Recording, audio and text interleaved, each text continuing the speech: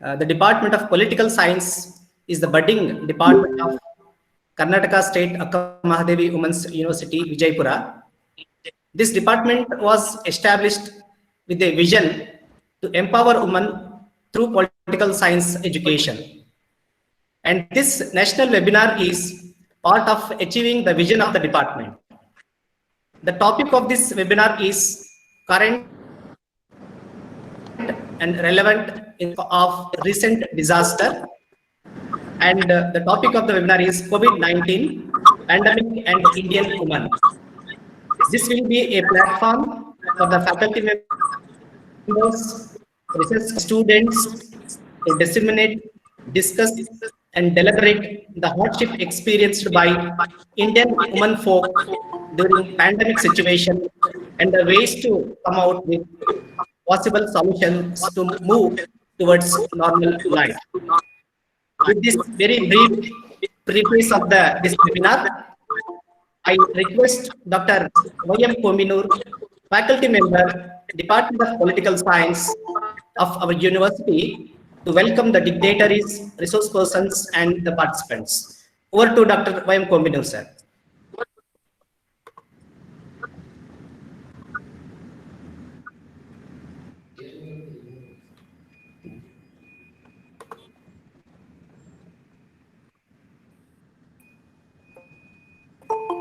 Good morning, everybody.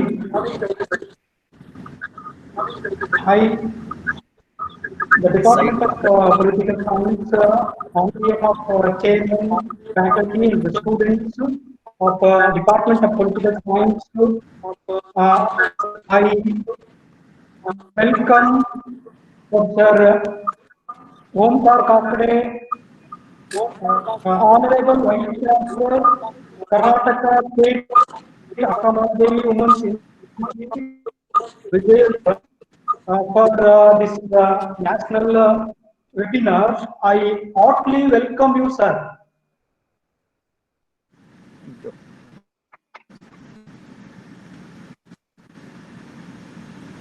Sir, I heartily welcome you, sir. Okay.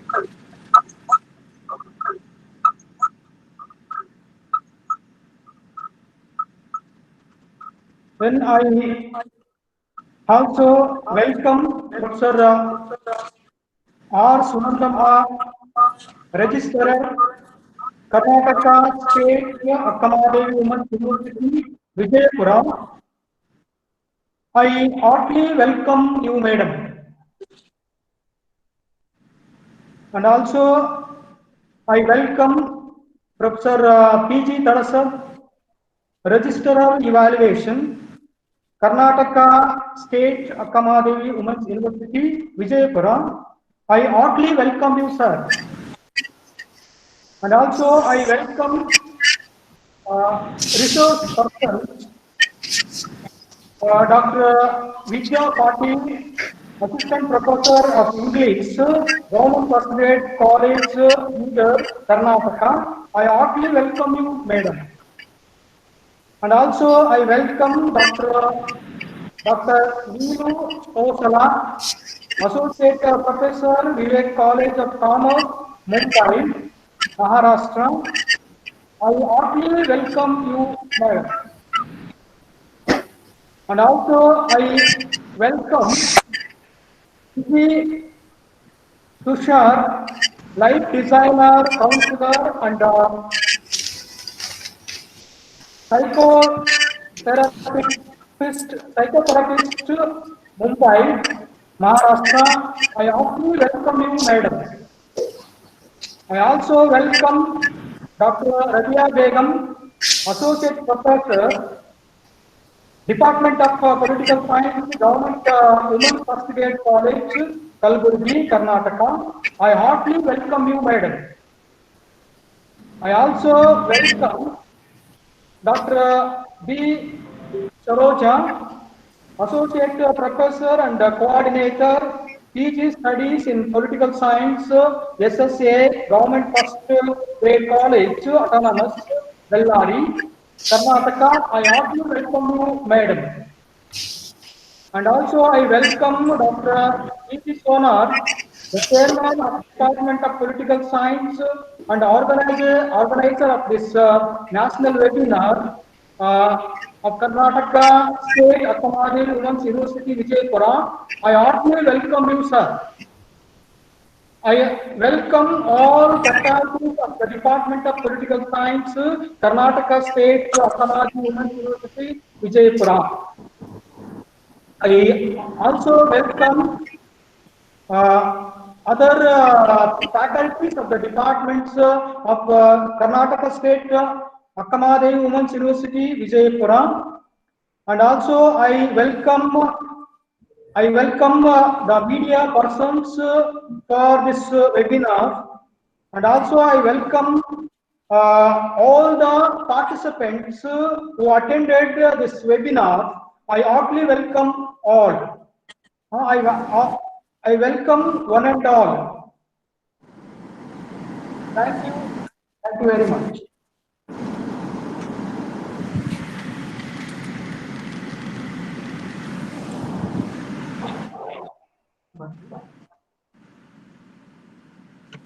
Sonar ನಿಮ್ದು mute ಇದೆ.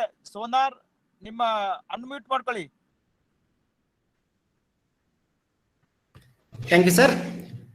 May I request our Honorable Vice Chancellor, Professor Omkar Gowda Kakade, sir, of Karnataka State Akkamahadevi Women's University, to this national webinar with his encouraging words. Over to you, Professor Kakade. Okay. A pleasant and good morning to one and all. Once again, I welcome all the resource persons and delegates for this national webinar. It is a matter of great privilege to inaugurate this national webinar on COVID-19 pandemic and Indian women, being organized by the Department of Political Science. We all have been struggling to prove our academic strength even in the times of crisis such as COVID-19. All the educational institutions have kept the wheel running through online classes and e-lectures. Webinar is one of the examples that show we, the academicians, will not stop moving ahead, come what may. In the beginning, I would like to congratulate and wish all the best to the Department of Political Science. Dr. Gangadhar Sonar, Chairman, Department of Political Science, being the organizing secretary, has been working efficiently for the conduct of this webinar. My greetings to all the members of the Department of Political Science. The virus outbreak and stay-at-home orders in India have hurt women in other ways.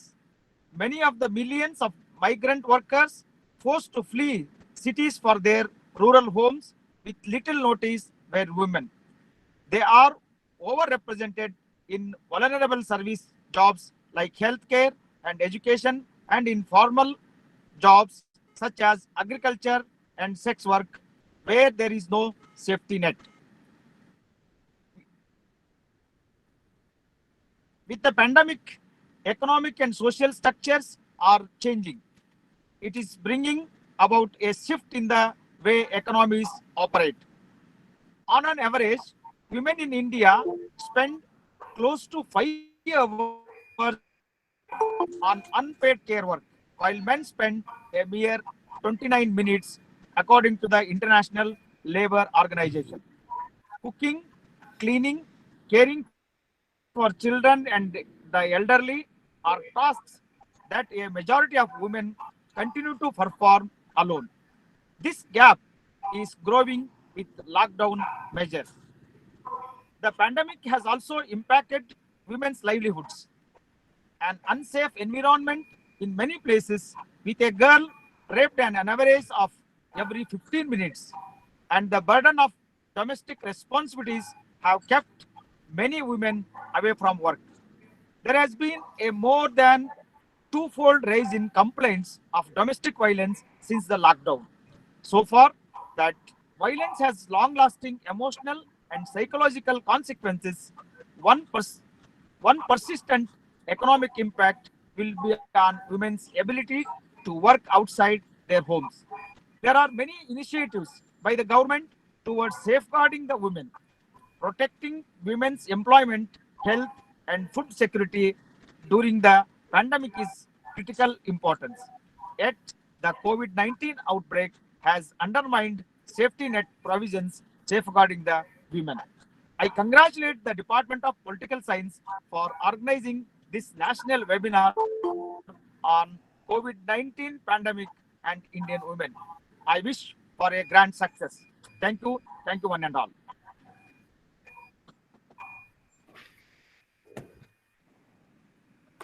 Thank you very much, sir, for your inaugural address.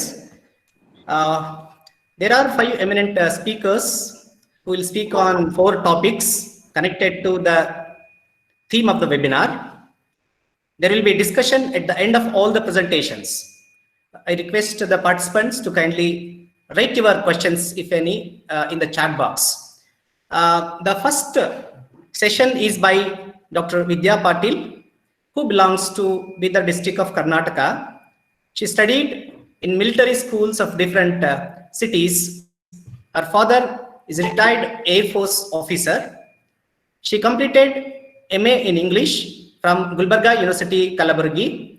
After completion of BA, she worked as the principal in a public school. Madam obtained her PhD under the supervision of Professor V.R. Badiger in 2017 from the same university on the topic Paul Scott, a major British novelist. Madam attended several workshops, seminars, and conferences. She has published a book on Paul Scott and several articles in the leading and national, international journals. She has also delivered special lecture on English language and literature, personality development, communication skills, and gender-related issues.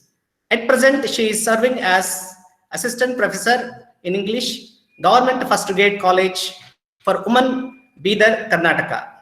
Dr. Patil, Madam, will speak on the topic COVID-19, lifestyle changes and women. Over to Dr. Patil, Madam. Thank you, sir. Thank you for the very warm welcome and introduction. Good morning, everybody. It is really indeed a great pleasure for me to be with all of you this morning. I'd like to wholeheartedly thank Professor Omkar Kakde, sir, the Honorable Vice Chancellor of Karnataka State Akkamahadevi Women's University, Vijayapura, and Dr. Gangadhar Sonar, sir, the Organizing Secretary of this webinar, all my co-panelists, the distinguished resource persons, and all the participants. I'm really thankful to the organizing team for providing me this opportunity to participate in this webinar. Now, as you are all aware, the topic for today's webinar is COVID-19 pandemic and Indian women. I'll just share my presentation.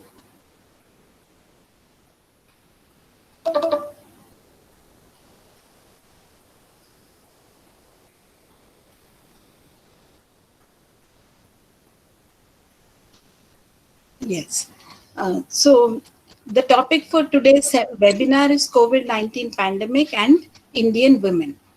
So all of us know that this pandemic has irrevocably changed the world around us.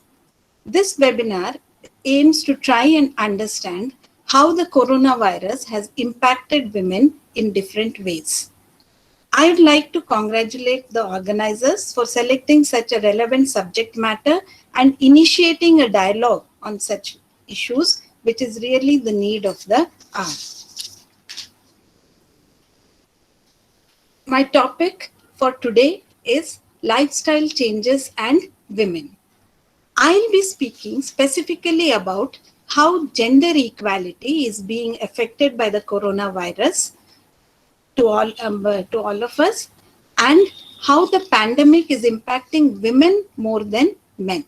I'll also try to outline certain measures which we need to be taken immediately so that we can cope with this situation and build a more equitable society. Let us first try to understand what is the term pandemic. A pandemic is an infectious disease that spreads across a large region and affects a substantial population. When we talk about pandemics, it is not that we did not have any pandemics earlier. We have all read in our history books about the plague, the cholera, the Spanish flu, and outbreaks of various other pandemics such as the SARS, MERS, Ebola recently. However, the COVID-19 pandemic has shaken up the entire world and is creating panic globally.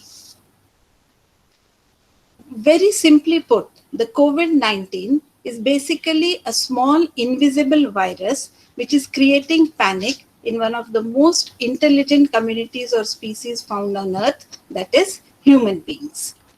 The COVID-19 pandemic is the defining global health crisis of our times. This pandemic is more widespread than any of the earlier pandemics, and this is because of the increased interconnectivity among the different countries. It is one of the greatest challenges which we have faced since the Second World War. And what we need to understand is that it has not just remained as a health crisis, but has also become an unprecedented socio-economic crisis. It has created devastating social, economical, political, and psychological effects on mankind. This is bound to leave very deep and long-standing scars on our society. Now let us try to have a look at the impact of COVID-19 on society. COVID-19 is more dramatic, more global, and more unusual than anything which we have seen in our lifetime. Whenever a crisis occurs, it is usually laid upon the existing or pre-existing fault lines of inequality, poverty, and injustice. The COVID-19 pandemic has managed to highlight these inequalities in our society. It has exposed the weaknesses in our social, political, and economic systems and thus amplified the impact of the pandemic. Women have borne the brunt of the socio-economic fallout of the pandemic, and in a situation where movement is restricted, where women are facing a huge range of challenges. The magnitude of the impact on women has multiplied many folds. Let us very briefly have a look at the impacts on different spheres of our society. The economic impact.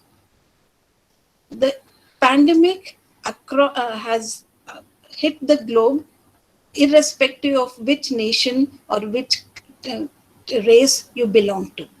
The world economy is plunging towards a global recession. Across the globe, and more so in India, women earn less, save less, and hold less secure jobs. Almost 70% of women are employed in the informal labor sector, and women perform 3 times the amount of work, unpaid work, than when compared to men. But this has resulted in a dip in the women's income, and it has impacted the participation of women in the labor force. Now coming to the health impacts. And this is one of the spheres where Indian women have been impacted the most. They have been deprived of access to quality health services, essential medicines, vaccines, maternal and reproductive health care, especially in rural and marginalized communities. Now, generally, the trend all over the globe is that women have had a biological advantage and been protected from COVID-19 when compared to men. But in India, we are moving contrary to the global trend, and we have seen that though there may be more number of men affected by COVID-19, the relative mortality due to COVID-19 is higher among women in India. So this is something which we all need to be really worried about. Almost 3.3% of women compared to 2.9% of men who are affected by COVID-19 are succumbing to it. This is huge, mainly because of social determinants like not having proper access to good health, hygiene, and nutrition. And that is why we are defying the global trends. Women make up nearly 70% of the health workforce. That is, they are performing roles as health professionals, whether as nurses, midwives, or as health facility service staff, that is the cleaners, the cooks, caterers, etc. And that is why they are increasingly being exposed to the disease. Next, when we look at the sphere of unpaid care work, I think all of you will agree that women are usually working and playing a major role, but most of this work goes unnoticed, it is unpaid, and it is almost invisible. Across the globe, 60 to 80% of caregiving is done by women. And in addition, during the crisis, when women take on the roles as leaders in their communities, as frontline services, they come forward and work, even this is not actually appreciated. The burden of the household chores, provision of food, childcare, homeschooling, caring for the elderly, for the sick, and even those who are affected by COVID-19 is almost the entire burden lies on the shoulders of the women. Women are working 3 times more in unpaid care work when compared to men.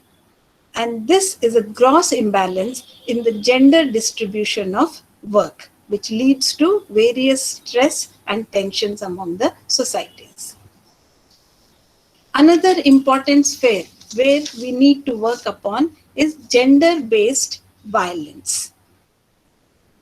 Violence against women and girls is increasing globally and more so in India. This, along with the economic and social stresses, leads to a lot of mental health issues also. The levels of domestic violence have risen as people are being forced to live 24/7 in their homes without having walls to relieve their stress and tensions. The increase in instances of domestic violence has gone up from 30 to 40% during the pandemic. India is a very poor country. We generally tend to live in crowded houses, in cramped spaces, and this has led to a rise in domestic violence. Domestic violence and sexual exploitation. These are 2 main areas which need our urgent attention as more and more women and girls are succumbing to it. We are seeing not just a spike in the domestic violence, but we are also seeing that there is a fundamental rethinking about the role of women in many societies and communities. This is a very serious issue because this will lead us back to the 50s when women were living in the house and men were going out to work. And all the steps of development which we have taken in all these years may roll back. So we really need to think about this issue. Another important area where women and girls are facing a lot of problems is access to education. Girls have to overcome multiple hurdles related to access to education. They are more likely to be deprived of education when compared to the boys. And those girls who have missed out on schools due to the closures, due to the lockdown, are less likely to go back and join their campuses when compared to their male counterparts. So now, after having very briefly gone through what all effect or impact, in what way the COVID-19 pandemic has impacted our lives, I'd like to just briefly try to outline a few changes, lifestyle changes which we need to bring into our life. Now, when we try to understand the meaning of the word lifestyle, it is nothing but the way we live.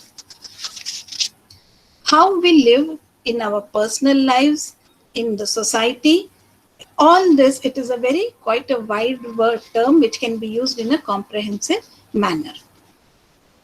So here I won't be actually stressing on the personal lifestyle changes, because I think all of you are aware about it, about how we need to maintain our health, take care of our health, maintain hygiene, follow social isolation, follow isolation, social distancing, and all these other things.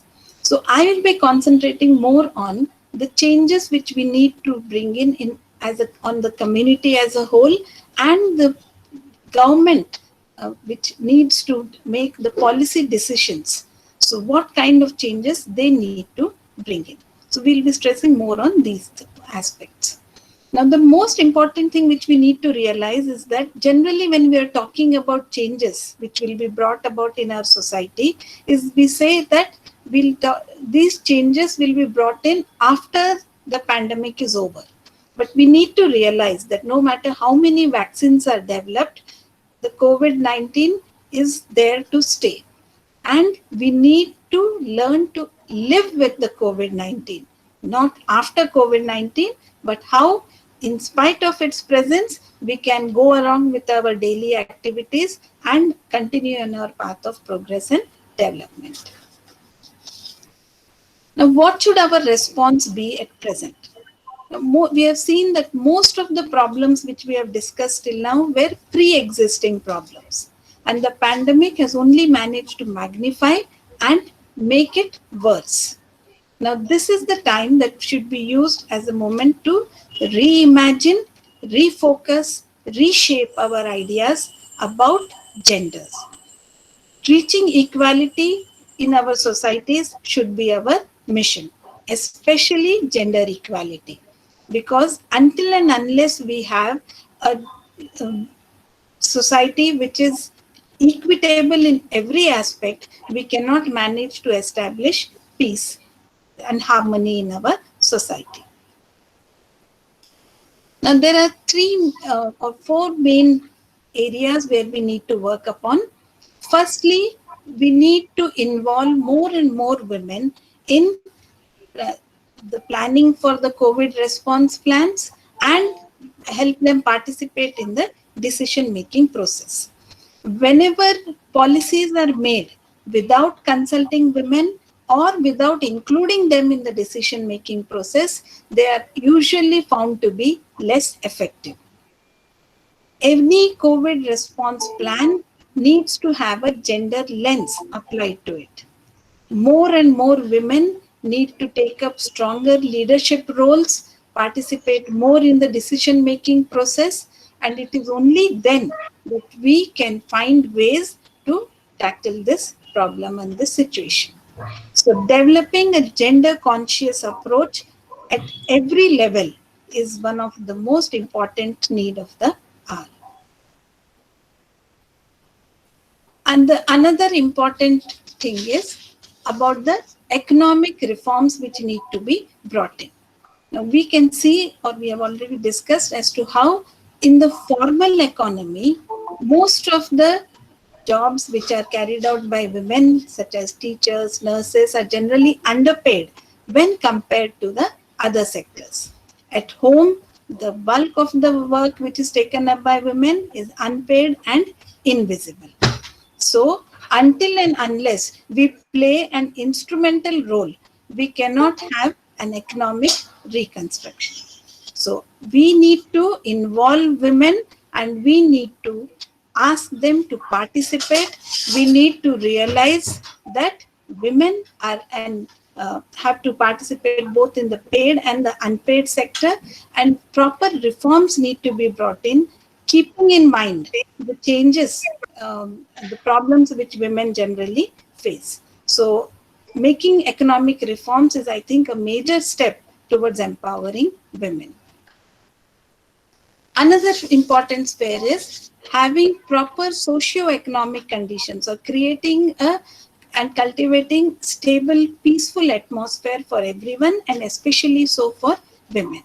It is time that we learn to acknowledge, to celebrate, to empower champions of peace and harmony in the society. It is time that we learn to appreciate goodness when we see it around us. It is time that whenever we are framing any policies, taking any decisions, it needs to be done with an eye towards how it is going to impact women. So any social assistance program, it should aim towards greater equality, towards providing equal opportunities, and towards providing social protection to women. I think the most important sphere where we need to really work upon is education. It needs to be prioritized during this crisis or during the pandemic. The only way to empower women is through good education. The best way in which we can defend a woman's rights is by giving them proper education, by giving them an education which makes them financially self-reliant, by giving them an education which helps them to raise a political voice, by giving them an education which emboldens them, which gives them the courage to speak up against injustice, and by giving them an education which creates confidence in them to stand up on their own. Until and unless we have strong, powerful, well-educated women, only such women can change this world. So we all need to realize that for a better world, we need to develop strong, powerful, well-educated women. So I'd just like to conclude by saying that COVID-19 is one of the most global and universal experiences which all of us are facing. We are all in this boat together. It is not only a challenge for our health systems, but also it is a test of the human spirit, of our resilience. Times of crisis can be times of transformation. So instead of being depressed about this pandemic, what we all need to do is take this up as an opportunity and try to transform our society, erase the inequalities present here, and try to create a better society for ourselves. We have to rebuild our society, and we need to address gender disparity foremost. Generally, when we talk about bringing in reforms, we say that we have time. In a period of 10 years, we'll be doing this. In another 50 years, we'll be able to make these reforms. But I think we no longer have the luxury of time, and any reform which needs to be done now. Until and unless we know this urgency, we understand this urgency of this situation, I don't think we'll be able to really make proper policies. So we need to immediately start and try to bring in the changes in our lives. There is a saying, never waste a crisis. And so we need to understand, accept the reality, and adjust accordingly. All of us, I think we have understood, seeing the situation around us, that women are the most hardest hit by this pandemic. They are the sufferers, they have suffered the most. But at the same time, it is these very women who can play a very important role in the recovery of the society from this pandemic. So they need to be given more importance, they need to be given better roles, they need to be recognized, and they need to be given a chance, a platform to participate in policy making, in decision making, if we want to create a better world. An integrated global response with a gender sensitive approach. This is the best investment which we can do for our future. So until and unless we integrate all components of our society, and especially when we have a gender sensitive approach, this will be the only way in which we can have and create a better society. So I think it is high time that we realize that not everything is not gone. We have not lost everything. This pandemic has been an eye opener for us. People have started slowing down. People have started realizing that we are not just machines, we are humans. It is now the time to share, to care, to come back to the basics. Let us start practicing harmony. Let us start talking about peace. I think the best way to deal with the situation is that we need to become smarter, more sensible, and more sensitive. You can call it the 3 S's. This is the new mantra for us now. Smarter, sensible, sensitive. Smarter because all of us now we are learning to use technology. I don't think any of us 6 months back would be thinking that we'll be interacting in this manner. So, but we are all learning to cope up with the new technology. So we are becoming digitally smart. We are becoming sensible. That is, we are becoming more disciplined. We are realizing the importance of health. We are becoming more logical and reasoning and more sensitive. So I think all of us during this pandemic have learned to have this feeling of empathy, to realize the pain of others, to understand their suffering, and have a more kind approach towards any situation. So together we can all overcome this COVID-19 problem. I think I'd once again just like to thank the organizers for giving me this opportunity. I'm really very grateful to Sonar sir for giving me this chance to participate in the webinar. So I'd just like to end by saying that let us all stay positive, stay healthy, stay safe, and stay connected. Thank you. Thank you so much, Madam, for your wonderful thoughts. Now we will move to the second session, which is by Dr. Neelu Khosla, who is the Associate Professor at Vivek College of Commerce, Goregaon West, Mumbai, Maharashtra. Madam completed PG in Political Science from the University of Rajasthan with a doctorate in Area Studies from University of Mumbai. She is part-time faculty and a research scholar with the Center for Central Eurasian Studies. As part of her academic responsibilities, she engages undergraduate students with Gandhian studies and trains in conflict transformation. He is constantly associates with conducting activities related to human rights, gender awareness, and sensitization. To her credit, she has published several articles in national and international refereed journals. Her areas of interest are Russian political scenario, emergence of CAR as political entity in the Indian context.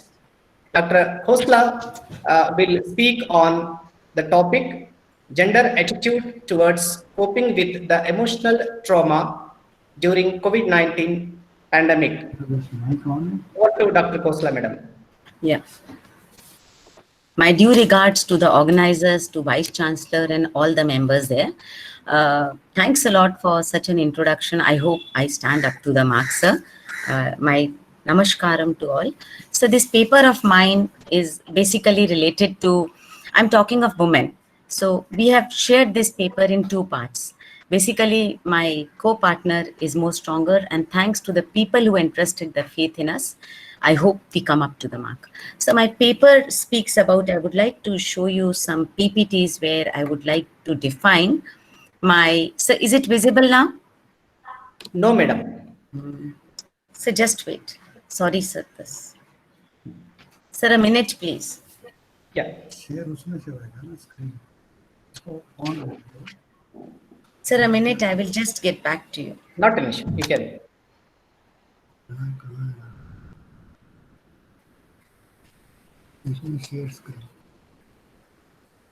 Sir, a minute, please. Sorry, sir.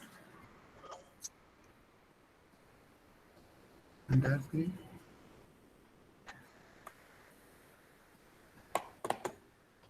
So I'll just speak like this if it is not possible. I've taken up 3 parts. So is it visible now? No. So then I'll just post it to you. Otherwise, I'll just finish my thing because I've got my friend with me who will be speaking on the other part of it. So I'll just mellow it down. So my paper speaks about.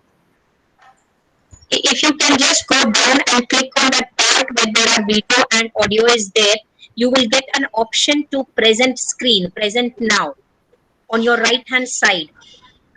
Below your computer, on the lower part, on the right hand side, there will be present now. Click on that, ma'am. Yeah, I've done that. And then you go to your entire screen. Present entire screen. Yes, ma'am. Once you click on to present entire screen, you will see your screen there. And on your screen, you click on the picture that you see on the screen. And then the share thing will come blue. Did you click on the screen? Yes, ma'am. And then you can see the share button turn blue. Yes, ma'am. Yes. Can I see? Can everybody see it now? Yes. Yeah. So sorry for this. So I would like to take my entire presentation. It is with my friend who's sharing it with me. And so we purposely thought of taking up this because we are talking to young adults and girls who are college going girls. We have insisted upon that there are 2 aspects which are major I'm going to highlight. Number 1 is the adolescent girls and who are being covered by something which is called as health syndrome at this time. I may not be a doctor in the real sense, but we have realized that when we deal with the college students, we find out that the children are really feeling in simple words, the pressure, not the stress, the pressure of this COVID, either mentally or by mood wise. So in that context, if we take up the WHO definition of health, we will find out it is not only the physical or the mental, but we are talking of the social, though you don't see any signs of any disease, but it starts affecting them. So in their environment, we see to it, even though they are not poor, they are doing well, either they try to challenge the parents in this context, or they try to cover up the COVID tensions, either by natural factors or by physical, where there's scarcity of water, and either by the social and psychological emotions. My friend is going to speak about Biji Tushar, who's a practitioner. She will be speaking about the emotional part of it. I'm going to talk about these 2 things only, where we find out that whenever there is a stress in the house, we start covering it under the 2 types of epidemiological terms of the disease, where today the COVID has taken us to that state. Where you find out that even the political scenario starts insisting what are the risk factors of this disease, what are the new diseases which has come up.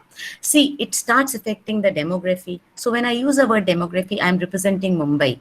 I would like to tell you there are 2 parts of Mumbai which is called a city of gold. On one side you have well-to-do people, on the other side you have people living to slums. And most of you are continuously reading that COVID is the patients of corona are increasing continuously in Mumbai. So it may be either because of age-related problems, it may be either because of less of following the syndromes, or taking up restrictions not very seriously, but the entire society can be seen in moving in 3 parts: the well-to-do, the middle class, and the one who are already living under poverty or in unhealthy conditions. See, the well-to-do may not be covered up by this, but in the descriptive demographic, we find out the pattern of disease is very much spreading among the last 2, that is the middle class, the lower middle class, and even those who are without money. So those people who can see the newspaper, they can ask the questions. So they have also both the girls and boys and adolescents in the house who feel the threat of this. And then they start asking, is the system ready to face these challenges? And as a result, the young mind starts thinking, my system is not yet ready. So thereby we find out that one section of my society who are called as girls, they are affected by it. Okay, let me tell you one simple sentence. When people are living in poor conditions, poor children, they already suffer from various types of diseases, which may be nutritional diseases. Okay, but then when to talk of COVID-19, it is very well associated with the lung diseases. So here we cover up the physical as well as the environmental factor, which is constantly they are knowing that they were under the treatment of a particular disease in Mumbai or in other parts where people are living in small houses. Hope I could show you pictures of the houses in Mumbai. You all know it. People are already suffering from one of the breathtaking disease that is called as tuberculosis. We cannot ignore that. They are living in damp conditions. It is raining heavily. And then this type of things, which my young girls, my young adults and people see to it, they feel the threat of it. And then we start putting the second type of questions to our health system, which is called as analytical reasoning. And this analytical reasoning takes you, see, the slums already have this part. So the environment is already affected. I'm not going to talk of nutritional or malnutritional problems, where we all know that most of the houses, because of no job in the house, both are being affected. The girl and the boy, they both are being affected. Okay. So I have taken up the word adolescent girls. They may not be able to, because they know hospitals are overcrowded. They know the community health system is very weak. So the political part of it is that should we put more funds in the community health, or we have already stopped our children from getting those diseases which they were already suffering. Girls are suffering from epilepsy, fits in some houses in slums. We already know that we are continuously affected by certain type of respiratory diseases, asthma and other type of diseases. So the public health system is now diverting. And the most threatening thing which is coming to our houses now today is that in the upper and lower middle class houses, that we are already knowing that this lockdown is going to affect this section of my girls who are listening to me across the line, that what type of diseases they will be undergoing. The most important disease they are taught by us: wash your hands, keep yourself clean. But the impact of this type of change which is taking place because of COVID is that mother and the daughters, they are the last food eating elements in the house.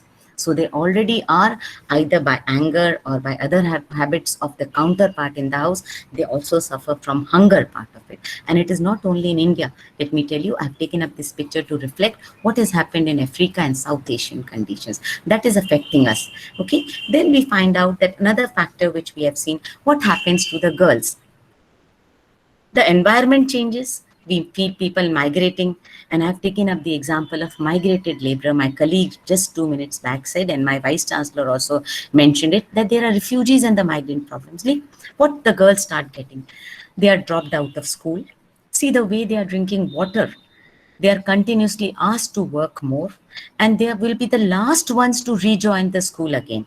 So as a result, we find out that this COVID has very indirectly affected the girl child more.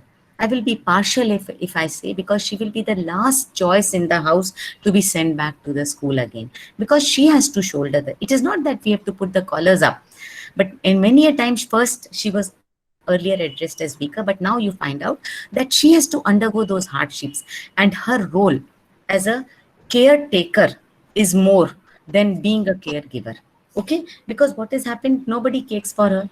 See, even to the extent I had taken up this picture, when people started moving out of Mumbai, see, the woman is taking up the same amount of burden as the men. And then she's carrying the children with her, and she's scared of that. So as a result, my other part of my picture is, which if I get chance later on at the end, I will send this to you. It's a very nice saying about these girls sharing their feeling, that how she has to even cook for her brother. And it is not it is not an unknown story to every Indian girl in the house. I may be again trying to justify or give a stand of a woman under the COVID situation, where she shoulders the responsibility of cooking, cleaning the house. And then she at times in this saying has even told, why I have to feed my brother before I can feed myself. Keeping that in mind, I will now request my friend to take over, because I would just again highlight one more thing, as it is being a national level seminar. I would like to tell you, I've used just one small word, HR rights, where I would like to tell you that within the conditions when we were fighting, that the girl should be able to protect herself from many times of technical aids, which may be either newly married girl with the contraceptives or supply of pads in the house. You find out that the most important studies which are being done now is that whether she's able to even keep herself clean when the money is running short in the house, to buy those pads, which we were saying by showing some movies on the screens, that she should be able to take care of herself during that time period, when every month she has to undergo that type of things. Okay, so with that in mind, I will ask my friend Biji ma'am to take over so that she can continue with the emotional aspect of it, and then I will. Biji ma'am, you can take over. Thank you so much, Dr. Neelu Kochta, for Because this wonderful opportunity. Excuse me, And madam. Before thank you so madam much. speaks, I would like to introduce her. yeah, Yeah, in continuation to this second session, Miss Biji Tushar, madam, will specifically focus on coping with this emotional trauma during COVID-19 pandemic. She is the founder of Management Me Insight for a lifetime, a personal development company. She is the ex-vice principal of Vivek Vidyalaya, who found her passion in coaching, counseling, and training after being an educator for 27 years. She is a dynamic and charismatic personality, a very inspiring figure. Also, a great orator who has the power to change perspectives. As a successful educator, inspirational speaker, effective trainer, counselor, and psychotherapist, she is indeed a life designer who knows her purpose and is enjoying life's journey in service to humanity. Her dream is to inspire 1 billion plus people to transform to their best versions.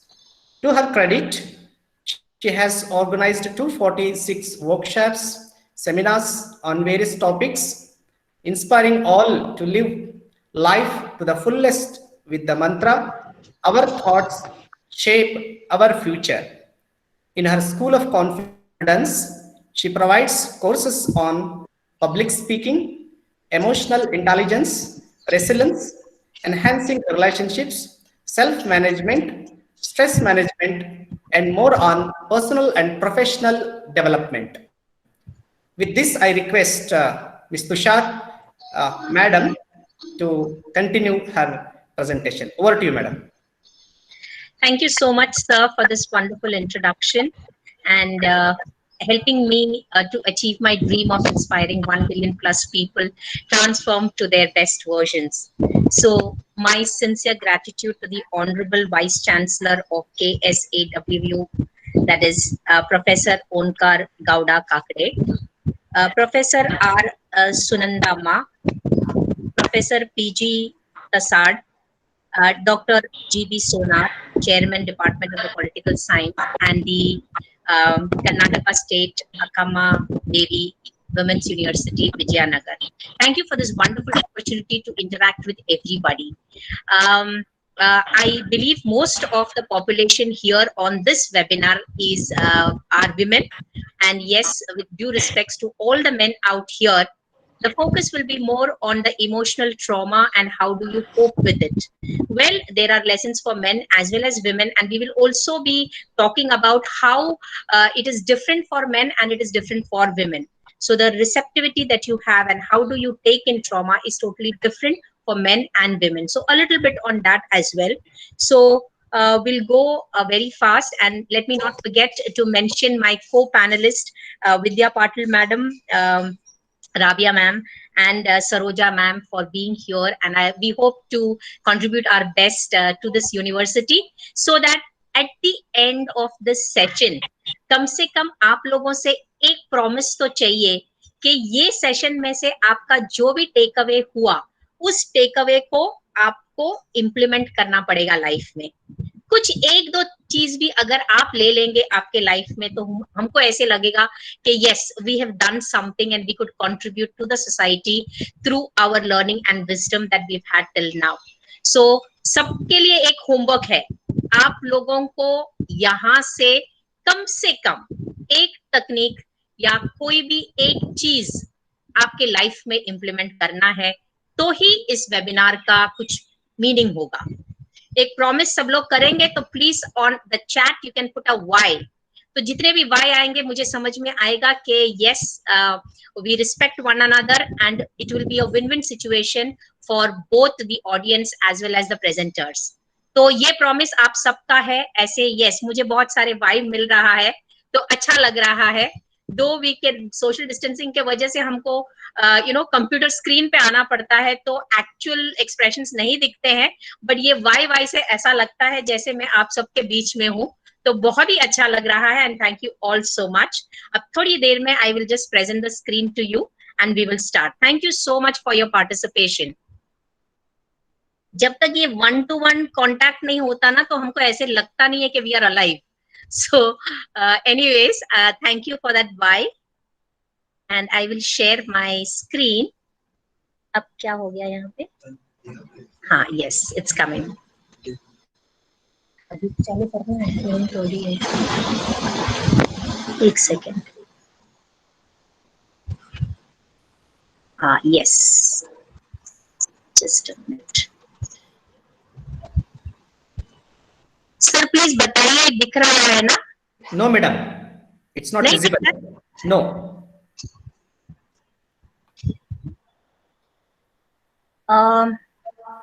Vijay, go my way, the way you asked me. Yes, Present yes, now and that's start exactly again. what I did. I'll just do again.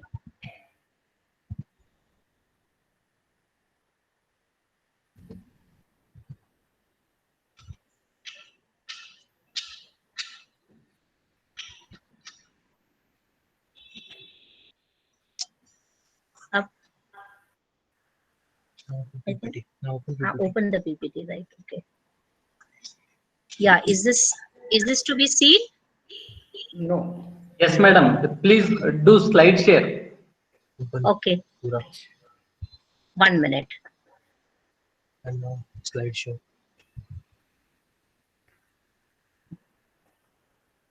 Yeah, is it seen? ये hide कर दो. ये क्या hide नहीं हो रहा? Yes, ma'am. Vijay, we can see.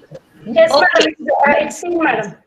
Okay, thank you so much and welcome to the session on gender attitude towards coping with emotional trauma during COVID-19 pandemic. And it's indeed my pleasure to be here with you. So my attitude towards this is as the picture depicts. It's a choice that we have to deal with the situation that we are in. Either we just succumb to the pressures that we face, or we try to unknot the knotted parts of our life and become an achiever, become a victor. So I'm sure हर कोई from victim to victor के लिए जाने को तैयार है। तो हम ये शुरुआत करते हैं and I'm so thankful to this university for giving me the opportunity because आज का session जो है 247th session है मेरा and once again Neelu ma'am, thank you so much for this opportunity. Let's start with the objectives of the session. What is trauma? Understanding emotional trauma and seeing how it affects women and women differently, the types of trauma, effects on health, and the techniques of dealing with trauma. So, when we talk about emotional trauma, it is the result of the extraordinarily stressful situations that shatter your sense of security, making you feel helpless in a dangerous world. So, it may leave you with upsetting emotions, memories, and anxiety that won't go away. बहुत बार ऐसे हो जाता है कि हम अपने आप को कुछ महसूस ही नहीं कर सकते हैं, ऐसी स्थिति में पहुंच जाते हैं, हम डिस्कनेक्टेड हो जाते हैं, लोगों के ऊपर भरोसा नहीं रख पाते। बहुत बार जब ट्रॉमेटिक एक्सपीरियंसेस होते हैं, हमको ऐसे लगता है कि there is a threat to our life and safety, but any situation that leaves you feeling overwhelmed and isolated can result in a trauma. तो हो सकता है it is a death of a loved one, it is a loss of job, like very rightly what Patil ma'am had said in the beginning, that every crisis can be used as an opportunity for transformation. So उसको देखने का नजरिया अगर हम अलग करेंगे तो हमको पता चलेगा जो ट्रॉमा हो रहा है हमारे साथ में, जो भी रीजंस है उसके वजह से, अगर even if it is not physical harm, still there could be the trauma that enters into your body. But the main thing is that हमको पता ही नहीं चलता है उसका इफेक्ट हमारे ऊपर किस तरह से होता है. So it is not the objective circumstances that determine whether an event is traumatic, but your subjective emotional experience of the event. So जैसे विद्या मैम ने कहा कि the crisis है या it's an opportunity to transform is a choice that is present to every individual. The more frightened and helpless you feel, the more likely you are to be traumatized. So when we look at the interpersonal violence, it's a type of trauma which could be a physical abuse. जैसे किसी ने आपको मारा, मार हुई, rights है, sexual abuse हो सकता है या domestic violence. The second type of trauma is witnessing violence and victimization. So अगर बच्चे ने अपने माँ बाप को झगड़ा करते हुए देखे और उस माहौल में ग्रो हो रहा है, तो even if the child is not being affected by it, the child is not physically being affected by it, emotionally वो जो memories होती है, वो जो दर्द होता है, वो इंसान के अंदर चला जाता है, बॉडी में चला जाता है, और आगे बढ़ते समय अगर उसके साथ ठीक से डील नहीं करते तो there are a lot of behavioral problems that we come across. So being a victim of a situation or even witnessing violence can also produce a lot of trauma within an individual. Other factors are the normal factors which are not in our control, like accidents, famine, political violence, loss of loved ones, and the pandemic. And all these things lead to what is called as PTSD, that is post-traumatic stress disorder. अभी भी अपने different parts of Maharashtra, different parts of India, different parts of the world में PTSD is one of the resulting mental issues that is coming forward due to this pandemic. There are people who sent me messages and ask my help because they say कुछ भी करो हम इसमें से बाहर निकल ही नहीं सकते हैं, because there is a lot of things that are associated. अभी जो आप महसूस करते हैं, जो ट्रॉमा हो रहा है लोगों के बीच में, ये केवल पैंडेमिक का ही नहीं है, ये वो सभी ट्रिगर्स को भी ओपन कर रहे हैं जो ट्रॉमा आपने पास्ट में फेस किया, because the environmental situations have become such that you come to a state where your past memories and your past trauma is also getting triggered. तो आप अभी एक प्रॉब्लम से नहीं जूझ रहे हैं, बहुत सारे प्रॉब्लम्स से जूझ रहे हैं, आपके पास्ट के प्रॉब्लम्स भी अभी वो उभर के बाहर आ रहे हैं. So this is a very stressful situation and dealing with it takes a lot of understanding. तो अभी जो मैं कर रही हूँ, it is called as psycho education. I am educating you towards what exactly is happening within you. So research has shown that youth experience trauma 8 times more than others do. So definitely, I'm thankful to this university for having conducted such a seminar so that we bring about the change by which our children will be able to deal with it. जैसे even Neelu ma'am ने कहा था, speakers before also, vice chancellor ji ने भी कहा था, इसके साथ हमको जीना है. तो अगर जीना है तो 2 चॉइस है, या तो आप हंस के जियो या तो आप रो के जियो.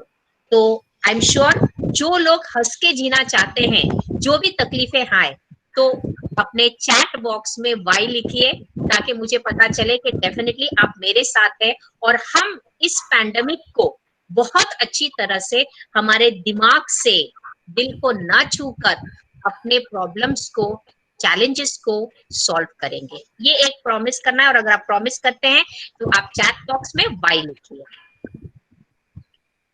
What exactly happens? क्या होता है ट्रॉमा में? When we are stressed or have experienced abuse or trauma, our executive functioning brain shut down. हमारा दिमाग बंद हो जाता है. बहुत बार बोलते हैं ना, जब होता है मुझे कुछ मत बोलो, कुछ समझ में नहीं आता. अगर आपके बॉस ने आपके ऊपर गुस्सा किया, टीचर्स आपके ऊपर शाउट किए, या हस्बैंड ने वाइफ ऊपर शाउट किया, तो सडनली एक सिचुएशन में आता है जहां पे हम बोलते हैं प्लीज मुझे कुछ समझ में नहीं आ रहा है, क्या हो रहा है. So what is happening is your brain shuts down. That means we aren't able to think clearly. We can feel disoriented and confused as a result.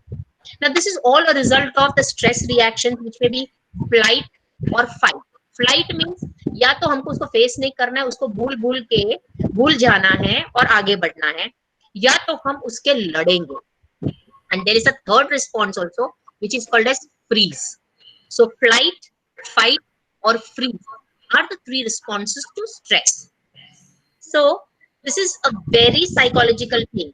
तो ऐसे ये मत सोचो कि कुछ लोग बोलेंगे क्या बड़ा ड्रामा कर रहे हैं. नहीं, पर ड्रामा हो रहा है आपके ब्रेन में, आपके बॉडी में, आपके पूरे सेल्स में ड्रामा हो रहा है.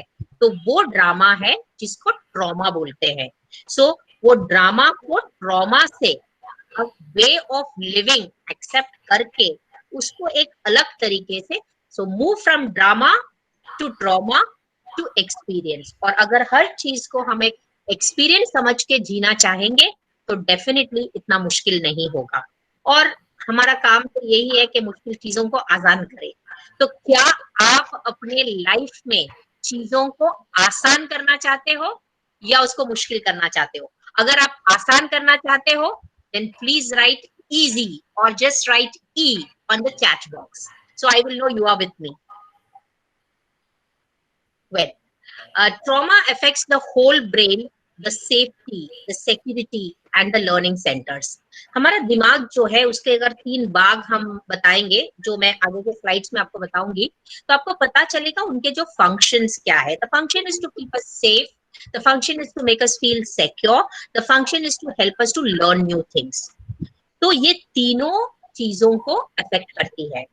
So emotional trauma is a result of extraordinarily stressful events that shatter your sense of security, making you feel helpless in a dangerous world.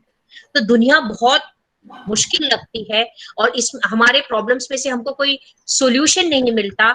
ऐसे लग रहा है कि हमारी सिक्योरिटी चली गई है. So we feel helpless. तो बेसिकली जो ट्रॉमा होता है, eventually it ends up as a emotion which can be termed as helplessness. तो हमको पता नहीं है कि हमको क्या करना है, इसके वजह से हमको तकलीफ होती है.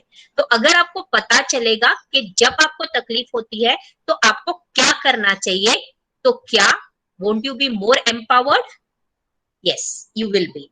It can leave you struggling with upsetting emotions, memories and anxiety that just won't go away. आप सोचते हैं कि मैं नहीं ऐसा सोचना चाहती हूँ, बट फिर भी वो सोच बार बार आता है. तो क्या वो सोच को आप स्टॉप कर सकते हैं? Yes, आप स्टॉप कर सकते हैं टेक्निक्स लर्न करने के बाद में. It also involves a threat to life and safety, but you can handle it because if it is not the objective circumstances that determine whether an event is traumatic, but your subjective, ध्यान से सुनिए, your subjective emotional experience of the event. That means it is not the event, but the response that decides the gravity of the situation. हर जगह पे, at every point, you have a choice either to be in fear or to be in faith. मैं फिर से कह रही हूँ, at every point of time in life, at every situation, traumatic or otherwise, you have a choice either to be remain in a state of fear and that will make you a victim, or be in a state of faith which will make you a victor. तो आप अपने choices लिखिए chat box में, faith और fear, आप क्या choose करना चाहते हो? So I can't see the chat now, I will see it later on, but can somebody just tell me whether in the chat we are getting faith or fear? Sir, are we getting some faiths? Yes, madam, you are getting. Okay, great, because I can't see anybody. It's like I'm talking to the screen. So anyways, I'll get used to it. Yeah, when you're sharing the screen, madam, I think you obviously cannot see the chat box. We are there to help you out. That the fellow participants or the scholars have started sending in you the messages. Faith. All right. Thank you, Saroja ma'am. It feels good because बिना देखे आपसे connect होना भी एक challenge है. All right. Very true, madam. Continue, madam. Yes, thank you. Okay. मैं बीच-बीच में ऐसा थोड़ा reassurance मुझे चाहिए, हाँ. And you know what? This is one technique of helping yourself to cope with the stressors that you feel. अगर कोई ऐसे बीच बीच में आपको रीअश्योर करे कि everything is okay, you are gonna be fine, मुझे लगता है सिर्फ वही बात इनफ हो जाती है। बिकॉज बहुत बार काउंसलिंग सेशंस में मैं कुछ नहीं करती हूँ, सिर्फ सुनती हूँ उनको क्या बोलना है, and at the end of the session they really feel so good. And one phone call, ma'am एक ओसीडी पेशेंट थी, उससे मैं बात कर रही थी, तो I given her certain things to do and every day to check out, but then suddenly she gets into that anxiety attack and she calls me up and then she tells, ma'am मुझे ऐसे लगता है कुछ हो रहा है, I am getting very scared. I said, you can do it, you can do it Hina, you can do it, and she feels good about it. तो इस तरीके से I have been reached a particular level by which I could remove her out of that trauma to a certain extent. अभी भी काम चालू है, work in progress, but I'm sure that she's gonna do well. So छोटी छोटी बातें हैं जो हम कर सकते हैं, जिसकी वजह से हम अपने challenges को और अच्छी तरह से handle कर पाए. So the more frightened and helpless you feel, the more likely you are to be traumatized. जितना डर होगा उतना दर्द होगा, जितना डर होगा उतना दर्द होगा। तो क्या आप डर चाहते हो कि दर्द चाहते हो, या फेथ चाहते हो? तो विश्वास रखो और आपको खुशी मिलेगी, डर जाओ तो आप मर जाओगे। Alright? So we go forward. Now, see how it affects the brain. तो ब्रेन के 3 पार्ट्स है। साइंस टीचर थी तो मुझे बहुत मजा आता है ये एक्सप्लेन करने के लिए। So trauma affects the brain, the 3 parts of the brain. The first part that you can see, the upper part, it's called as a neocortex, it is called as the watch tower, और it is a rational और the thinking brain. तो हमारे जो भी functions होते हैं विचार करने के, वो नियोकॉर्टेक्स का होता है, the thinking brain. Then we come to the center part that you can see here, which is called as a limbic brain or the emotional brain, which we also in other terms term it as the right brain. Okay, and then you have the reptilian brain at the base, where, and that is the instinctual or the dinosaur brain, or the reptilian brain matlab the brain that helps you to survive, which helps you to overcome problems. Like जो animals होते हैं उनको अगर threat दिखा तो the reptilian brain jumps into action without thinking. So the reflexes that come without thinking is because of the reptilian brain. अगर कोई ऐसे हाथ उठाया आपके ऊपर तो immediately आप पीछे जाएंगे। तो ये एक्टिविटी जो ट्रिगर होता है, that is because of the reptilian brain. It wants to keep you safe. Simple. Reptilian brain जो है आपको हमेशा सेफ करने की कोशिश करता है। तो safe not necessarily with outward physical threats, but safe also with those emotional triggers, those emotional thoughts that wound you.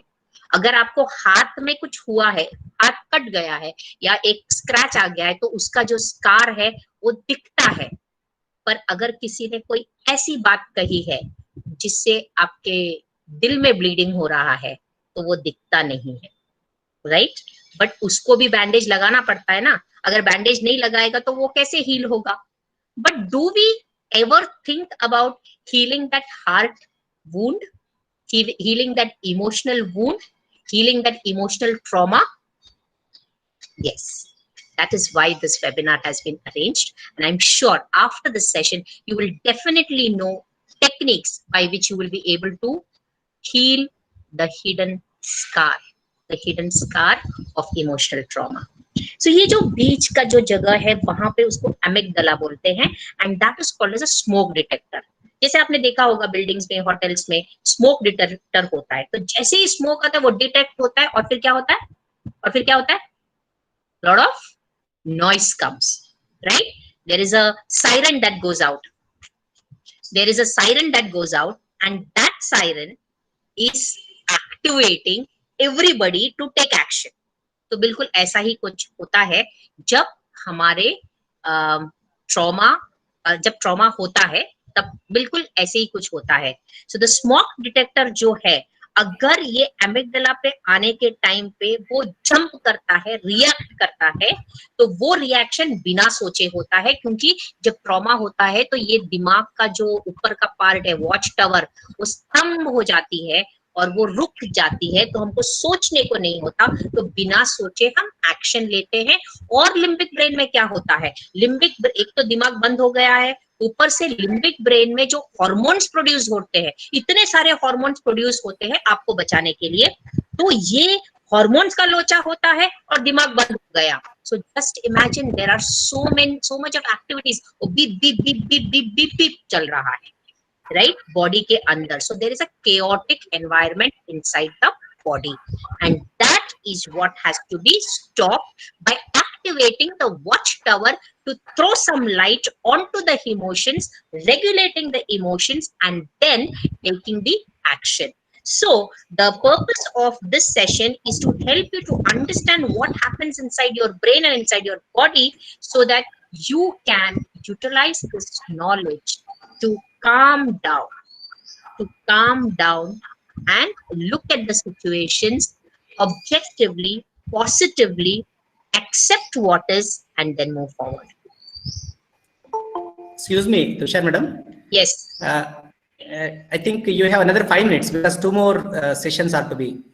Yes, I'll completely go fast. Yeah. So hiding from yourself, this is what actually we do. Traumatized people chronically feel unsafe inside their bodies because the past is alive. So constantly there is a lot of trauma that happens. Now it is either a flight or a fight response that takes place. There are certain noticeable effects. आप सबको पता है कि किस तरह से trauma आपको affect करता है physically as well as through the body. और body में बहुत सारे diseases can turn up.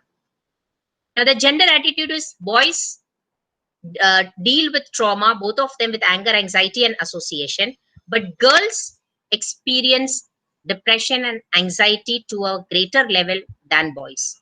So you can see that in general, girls focus more attention on relationships where mental health and substance use issues can stem from trauma and victimization, and boys will open up externalized pain and may find it more difficult to admit to having experiencing trauma. So uske wajah se boys react differently, girls react differently. So resilient survival skills and coping strategies and emotional intelligence can be the basis for treatment. So you say that health is a holistic union of body, mind, and soul, and trauma healing must involve all the three. And let's move from experience to healing, because healing will involve safety, trust, and ability to control emotions and reconnecting the body and the brain with others. Release of the stored traumatic energy and remain in the present expression of the story. So the techniques to deal with trauma is self-regulate your nervous system, no matter how agitated. If you feel in or out of control, see that you need to release that anxiety. So first accept what is, then you can do mindful breathing.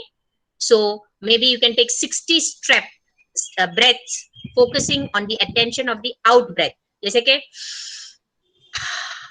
this will be 1. So इस तरह से 60 breaths अगर आप लेंगे तो you will feel calm. So वो calmness के बाद में mind will start functioning. Then you have sensory input. अगर आपको कुछ perfumes पसंद है, कुछ खाने को पसंद है, तो if you just change your state and try to get something by which that sensory input is very nice, then you will be detracted from the present trauma and you'll be able to hold yourself. और staying grounded. ये simple सा एक exercise है. अपने chair पे बैठिए, पैर नीचे जमीन को टच करके, एंड आजू बाजू में देखना है 6 objects that have either red और ब्लू इन देम. तो क्या कर रहे हैं आप, जो आप फील कर रहे हैं उसको एक स्टॉप दे रहे, एक पॉज दे रहे. So it helps you to deal better. Then these are the 4 things and I will complete after just 2 more slides.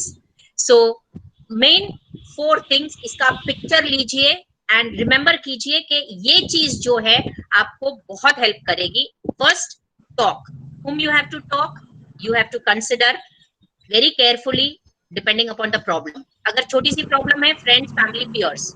अगर बड़ी सी प्रॉब्लम है, professional help. Second, feel your emotion. आपको दर्द होता है, मर्द को भी दर्द होता है, ऐसे मत समझो कि मर्द को दर्द नहीं होता. So feel your emotions, whether it is anxiety, anger, happiness, whatever it is, feel, महसूस करो, because महसूस करना बहुत जरूरी है. Then you go to self-care, जो हम हमेशा भूल जाते हैं. When we are affected by trauma, we forget to eat. We don't want to eat. We don't want to do anything. So take care of yourself because you got to nourish to flourish. And fourth, but not the last, but the fourth one is to file. आप file करो आपके memories को, ताकि जब आप चाहे उस memories को के साथ deal कर सकते. Because कभी-कभी हर memory के साथ deal करने को हमको time नहीं मिलता. So this is the synopsis of what we learned here. You're understanding how the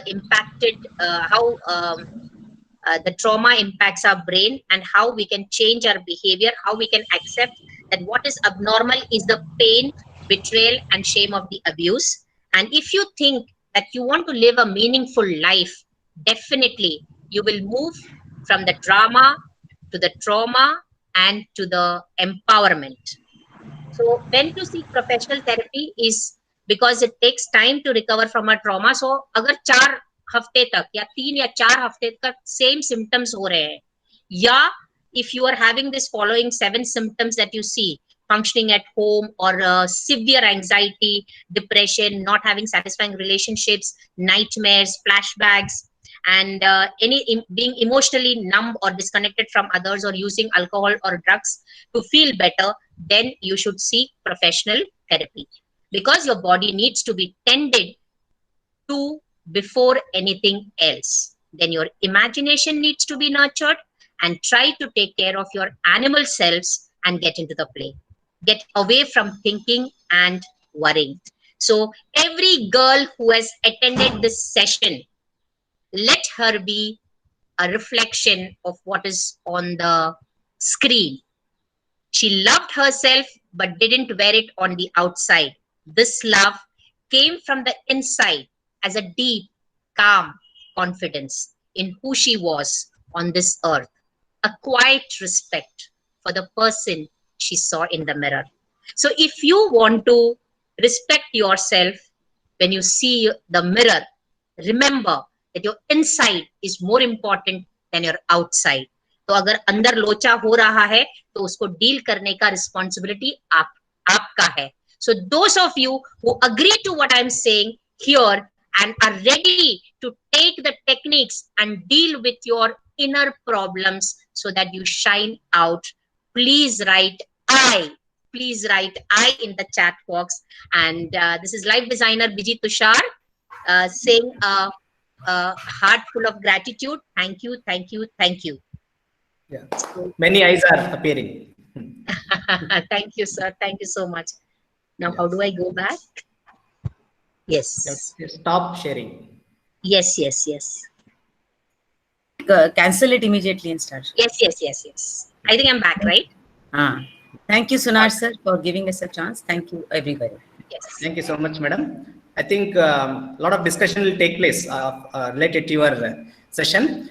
Now we'll move to third session. It is by Dr. Rabia Begum, Associate Professor, PG Department of Political Science, Government Women's First Grade College, Kalburgi, Karnataka.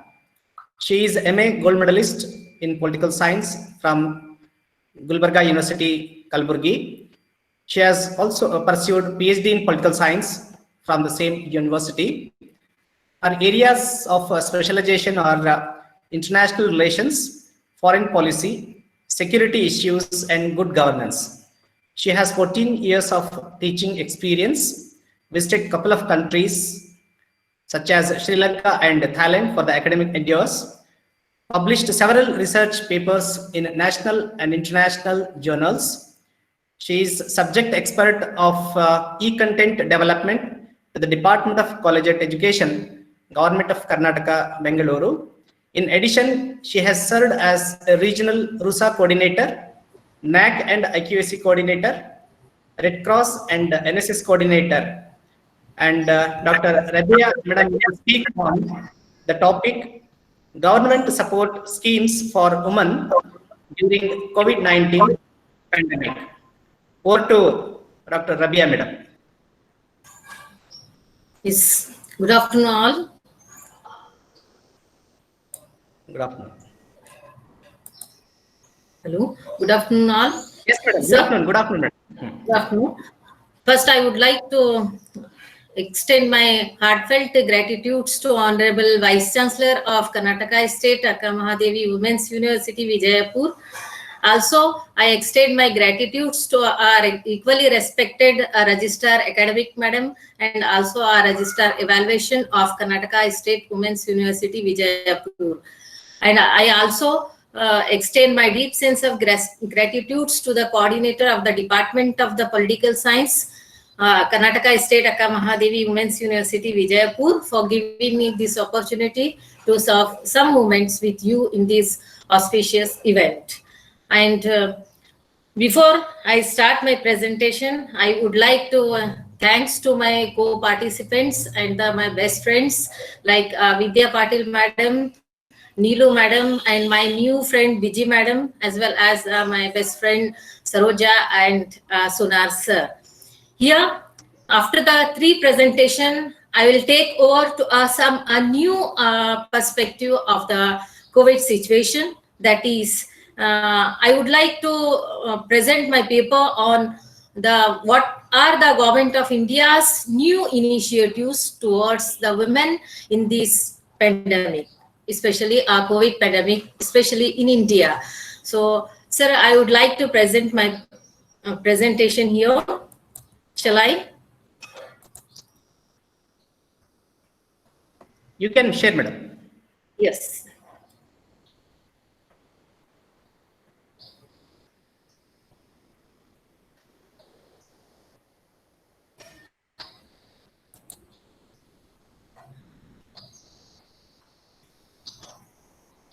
I myself, Dr. Rabia Begum, Associate Professor of Political Science, serving in the PG Department of Political Science, Government Women's First Grade College, Kalburgi.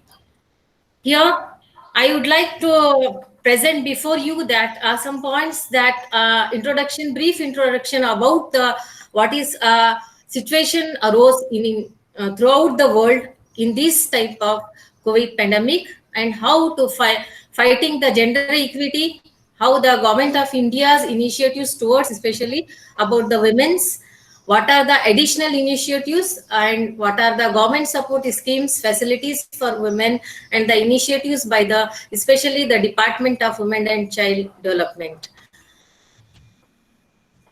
According to the director of the World Bank Country Directory in India, I quote, "Women at the center of the development has been an important story in South Asia. In these extraordinary times, when we are all united in our fighting against the COVID virus, these women groups are playing a critical role." Obviously. So, in India, we must say that women in India and around the globe are also leading a way to combat the COVID pandemic. The COVID pandemic is calling a sense of solidarity among the communities everywhere. That is the nature of pandemics. In order to determine if the government schemes will be able to mitigate the long-term impact on the COVID-19, earlier my friends Vidya Madam and also Neelu Madam also said about this. So it is important to take a stock of the current design of the India's social protection system.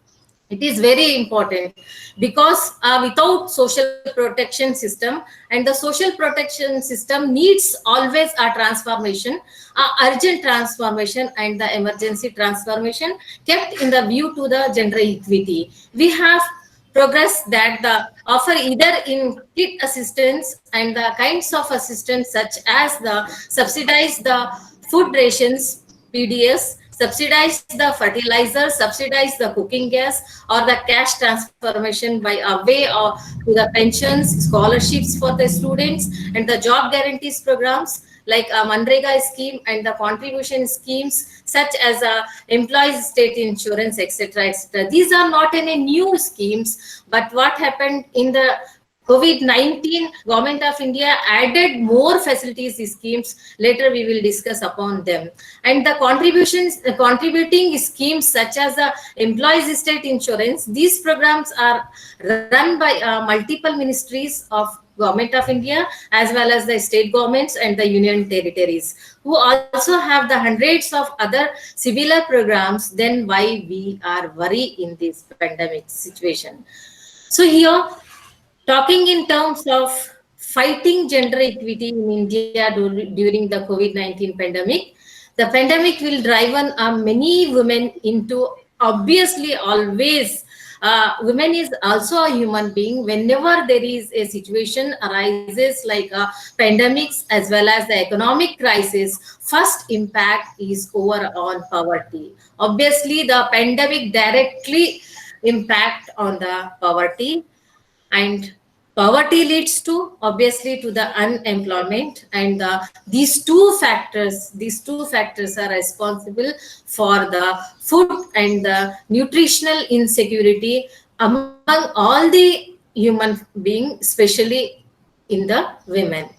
So here, the feminization of the income poverty. This is the poverty of the, there are the number of poverties in economics we seen.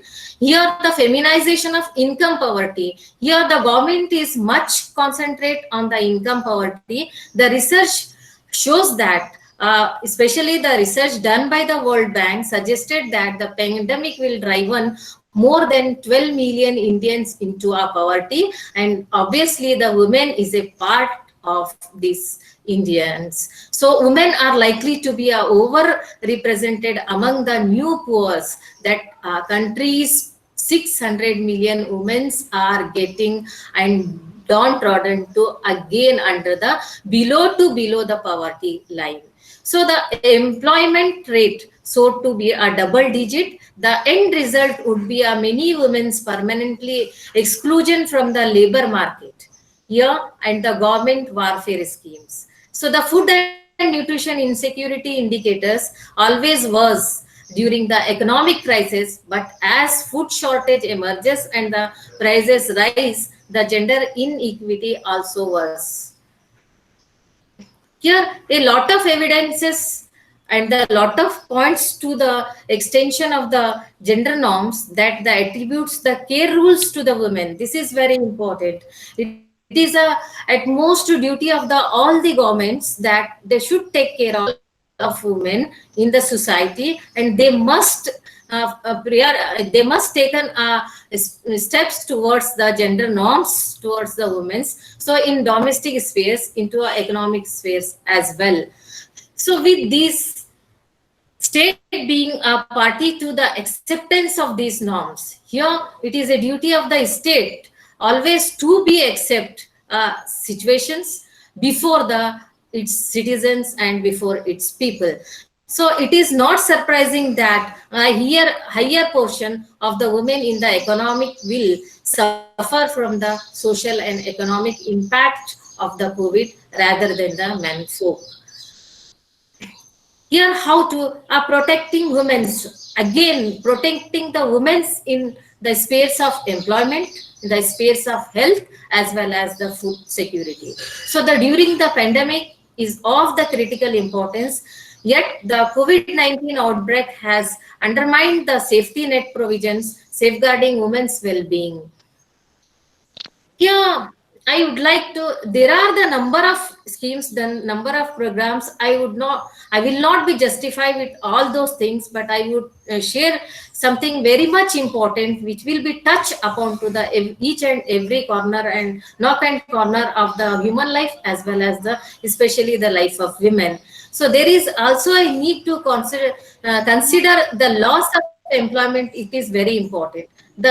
Throughout the world, we are seeing there is a loss of employment, but especially we are seeing a much double digit in the loss of employment for women, especially the women who are headed the household employment, who are headed, especially those who are sufferer, often the widowed or the divorced women and the separated women are also need much attention of the government or of the state. So here those work participate in the exceeds that currently the married or unmarried women in the age group of the 15 to 60 years of the age, implying their higher livelihood needs. higher percentage of the women employment in the health sector and the education sector, especially the women, first of all, choosing the employed area, especially in education. After that, they choose the area of education. So 88 and the 90% respectively. And the public sector jobs, the women have only the 44% and the 57% of the government jobs, and the most of the jobs are there in the private sectors, which safeguards the employment and the economic benefits, and to the extent during the lockdown period. So the health workers are undoubtedly working at the higher personal risk, providing the care and the treatment to the thousands affected by the pandemic. However, the scale generated ratio of the frontline workers, we are called them an FLW, frontline workers. The FLW carrying, especially those includes the nurses plus they are using always the PPT kits, and also using, they are the very protective equipments. They are very much harmful to their health also. They are again leads to their sickness.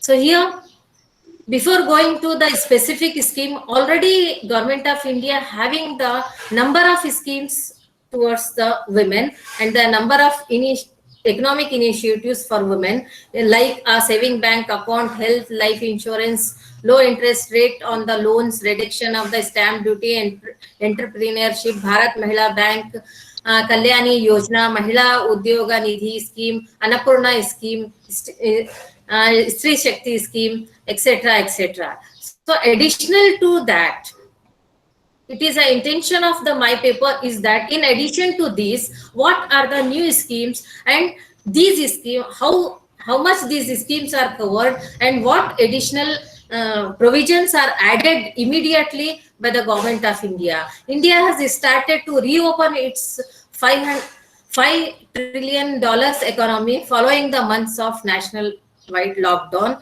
This is the very very important important figure throughout the world. What Indian government is very much appreciated throughout the world by this initiative taken by the Government of India during the lockdown period. The temporary shutdown has already proved that the costly on the multiple fronts. Several schemes that serve as a critical delivery platforms for the women health, again the nourishment, and also intervention have been suspended during the lockdown period. The recent surveys reports that shows sharp post-lockdown declines in the use of reproductive and the postnatal cash, and the in kinds of transfer schemes such as Janani Suraksha Yojana, the first and foremost schemes announced by the Government of India during the early lockdown. Those are the Janani Suraksha Yojana and the Janani Shishu Suraksha Karyama under the Integrated Child Development Scheme. So the country's 1.3 million Anganwadi centers providing critical nourishment counselings to the women for the supplement foods to pregnant and the lactating mothers. These centers have been closed in earlier lockdown. So though the several states have since begun drop steps into delivering of the supplementary nourishing other services like immunization to the children, and the remain suspended. So in this kind of situation, Government of India is taking the several steps to ensure that we are well prepared to face the challenges and the threats posed by the COVID-19. As early my co-participant says that we are ready to face the challenge. Yes, we Indian citizens, especially we the Indian women, are ready to pose the challenge because our governments are ready to. Governments, I mean union as well as the state governments, are very much ready to face the challenges. Without their policies and programs, we people can't face the challenges very fairly. With this active support of the citizens of India, we have been able to mitigate the spread of the virus so far. So here, one of the most important factor in the fight with the virus is to empower the women with accurate information. It is most important. Information is very much important. What is going on, where we are, where have to we go. So if the women are enabled to inform themselves to take the precautions as per as the advisories being issued by the different ministries of the government of India as well as the state governments. The COVID-19 interministerial notifications websites are served by this purpose to provide very much accurate information, especially to the women's. Here the facilities for the women during the COVID-19 pandemics. These are the advisories which are issued by the Department of the Women's and Children Welfare. So here, especially we have to be seen what is the new iniquities in the website, but we must know what are the facilities provided by the government. I think it is my personal opinion that due to the lack of information and due to the lack of awareness, the many of the people, especially the women, are not able to combat with these challenges of the COVID-19. So it is a duty of ours to make sure that all the maximum women folk are aware about their programs which are initiated by the government of India and the state governments, like what are the helpline for the women, what are the mobile services for the women, and what are the especially websites are open, website groups are making, alerts are given, etc., etc. So especially in the Karnataka state, the Nimhans Institute also taken. I would like to inform to the BG madam that it is her topic that the Nimhans is dealing with the psychological counseling for the especially for the women during this pandemic time. Here, the government has announced the rupees 1.70 lakhs crores relief packages last month only, the days after our national-wide lockdown was announced to check the spread of the coronavirus disease. The government has released the nearly rupees 30,000 crores financial assistance to the different sections of the society. And the Finance Minister, Mrs. Nirmala Sitharamanji, had announced the rupees 1.7 lakh crores relief packages last month, days after the national-wide lockdown was announced to check the spread of the COVID-19 virus and how to combat with ourselves. In the package, government announces the free food grains and the cash dose to the women to mitigate the hardship facing during the lockdown period. Especially, I would like to inform about the specific, very much specific schemes by the Prime Minister Kisan Yojana. It was already announced, but during the lockdown period, 6.93 crores farmers were benefited through this scheme, and they helped the combating over the COVID crisis. Under this scheme, the government transfers the rupees 2,000 cash directly to the 2,000 cash directly to the farmers' banks through the DBT, direct benefit transfers. Here, the Jan Dhan Yojana is also very importantly benefited during the COVID. Here, National Social Assistance Program. These are the programs which are not much popular among the general public. So here, the National Social Assistance Programs are doing very importantly to the, especially to the women. They are given the 1,000 rupees under these schemes to the and extra gratia people. Here, the Pradhan Mantri Garib Kalyan Ann Yojana is also started during the pandemic, and it is proof that the 80 crore people at the 5 kg per head per month they had at no cost they are getting now. The free ration have already reached to the 2 crores beneficiaries that Finance Minister said in her tweet. Here the Ujjwala scheme is also extended its a scope for the already Ujjwala scheme has already announced before the lockdown, before this pandemic. But during this lockdown, 8.3 crores poor women under this scheme gets the benefited. Yeah, here a new scheme that MSME. This is the micro and small business to cope up with the rescue the economy of India, economy of our household and ourselves. So the government participating with the social entrepreneurship like the women on the wings to focus on the identifying the supporting to the work primarily with the rural women in sector such as the agriculture, food processing, ecotourism, textile, handicrafts, waste management, and the non-timber forest products. All these sectors are very much affected during the pandemic, especially during the lockdown, and the more than 75% women are working on these sector in these sectors. So here one more very important scheme was announced by the government of India. Earlier it was in the MSME, it was startup program. Now under the Atmanirbhar Bharat, it is a stand-up program. Now we are ready to stand up ourselves. This is the Atmanirbhar scheme. So here Atmanirbhar, it is important to take the women along. The business working towards a goal to the inclusive growth can be possible when the role of women in reviving the economy is very much satisfied.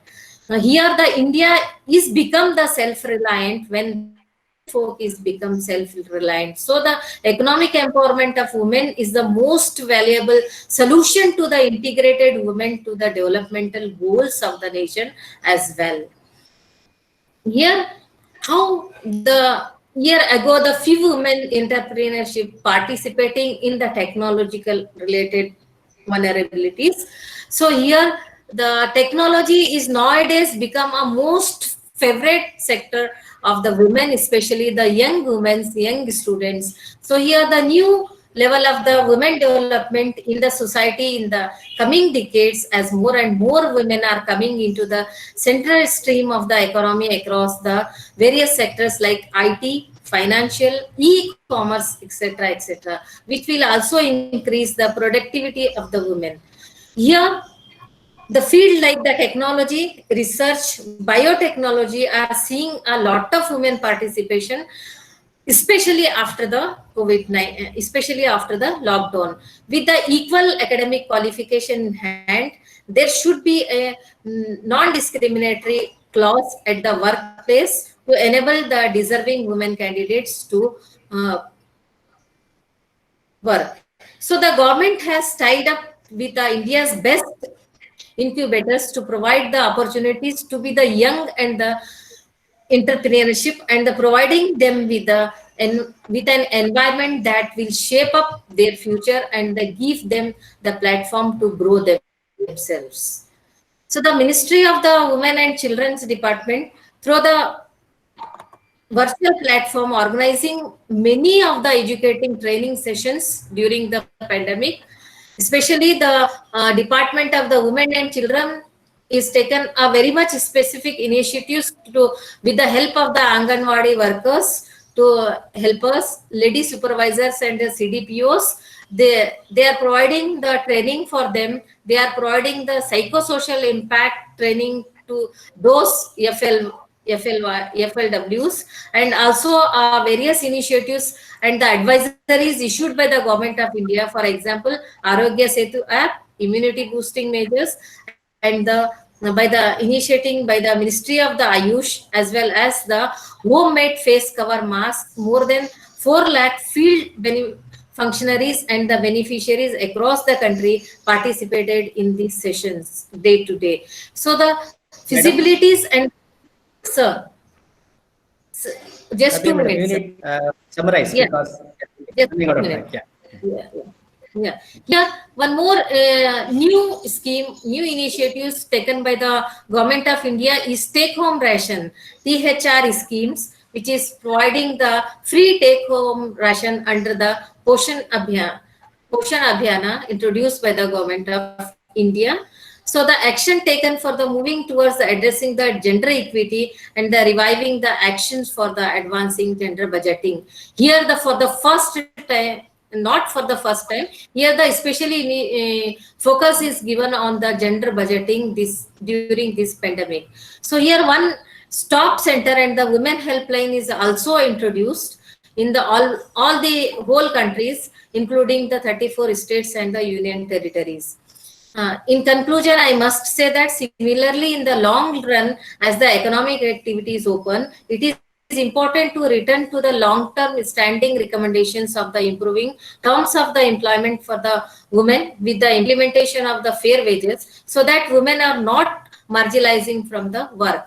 So the gender responsive of the state must be targeted to the comprehensive enhanced aspect of the women's world of work, which includes the wide range form of the work and the workplaces. So here the government of India initiative, I must say, now government is initiating minimum government, maximum governance. Thank you all. Thank you very much, sir. I am stopping my sharing. Thank you, madam. And now we'll move to fourth session by Dr. B. Saroja, who is not only a resource person to this webinar, but also key person behind materializing this webinar. Madam completed her master's degree in political science with first rank, bagging 3 gold medals from Gulbarga University, Kalaburgi, Karnataka state. She pursued her MPhil and PhD from the same university under the guidance of Professor Chandrakant Yatnur. She has 14 years of teaching experience.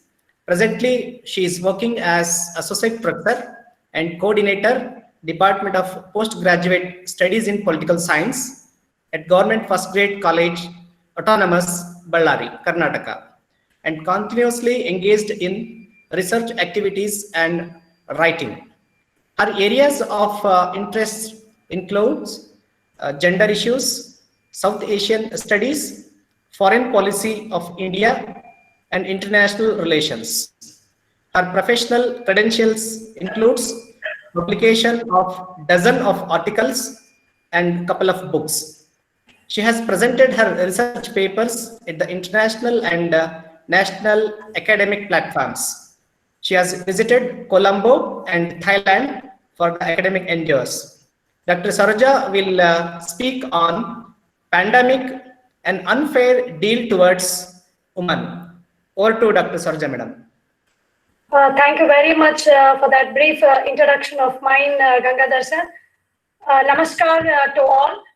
Respected Professor Omkar Gowda Kakade, Honorable Vice Chancellor, Karnataka State, Akkamahadevi Women's University, Vijayapura, Karnataka. Similarly, Registrar from the same university, Professor P. Sunandamma, and Registrar Evaluation, Professor P.G. Tadsat, Dr. Gangadhar, Chairman, Department of Political Science and Organizing Secretary of this one-day national webinar, my co-panelists, all the fellow participants, and dear students.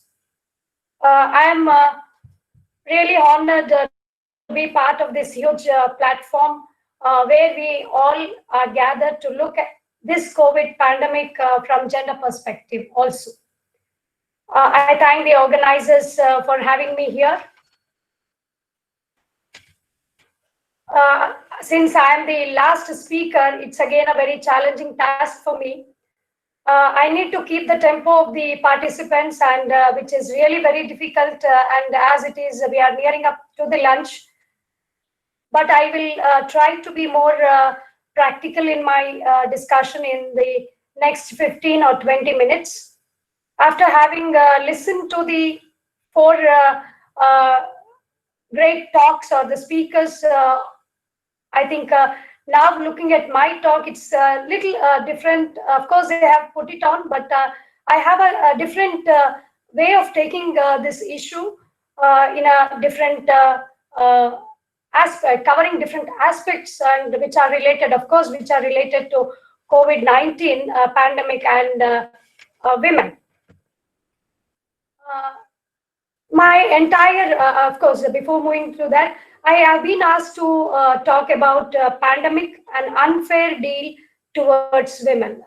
I don't know how does it sound to you all. Probably some may feel it's so weird to even hear it, but it is inevitable that we need to put it over the platform for discussion.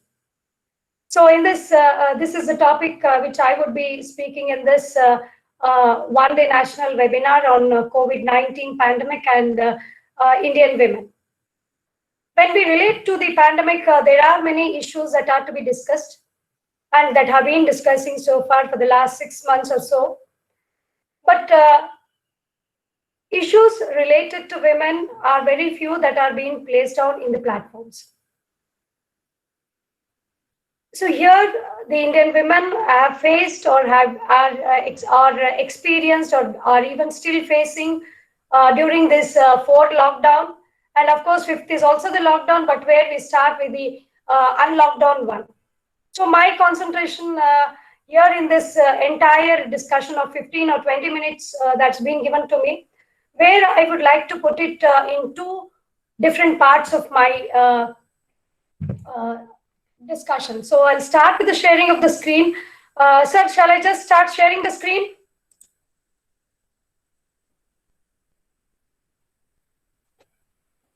You can share, madam. Yes, yeah, I'm just doing it. Maybe I'm just trying to.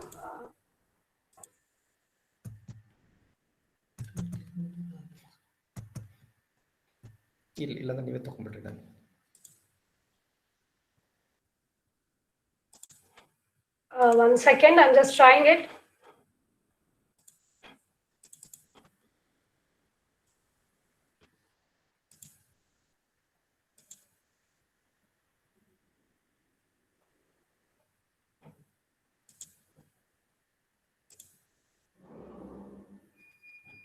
Yes, got it.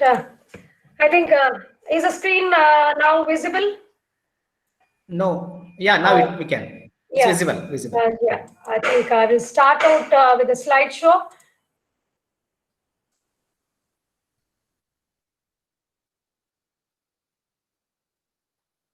Yes, my topic on for the discussion is on the pandemic and unfair deal towards women.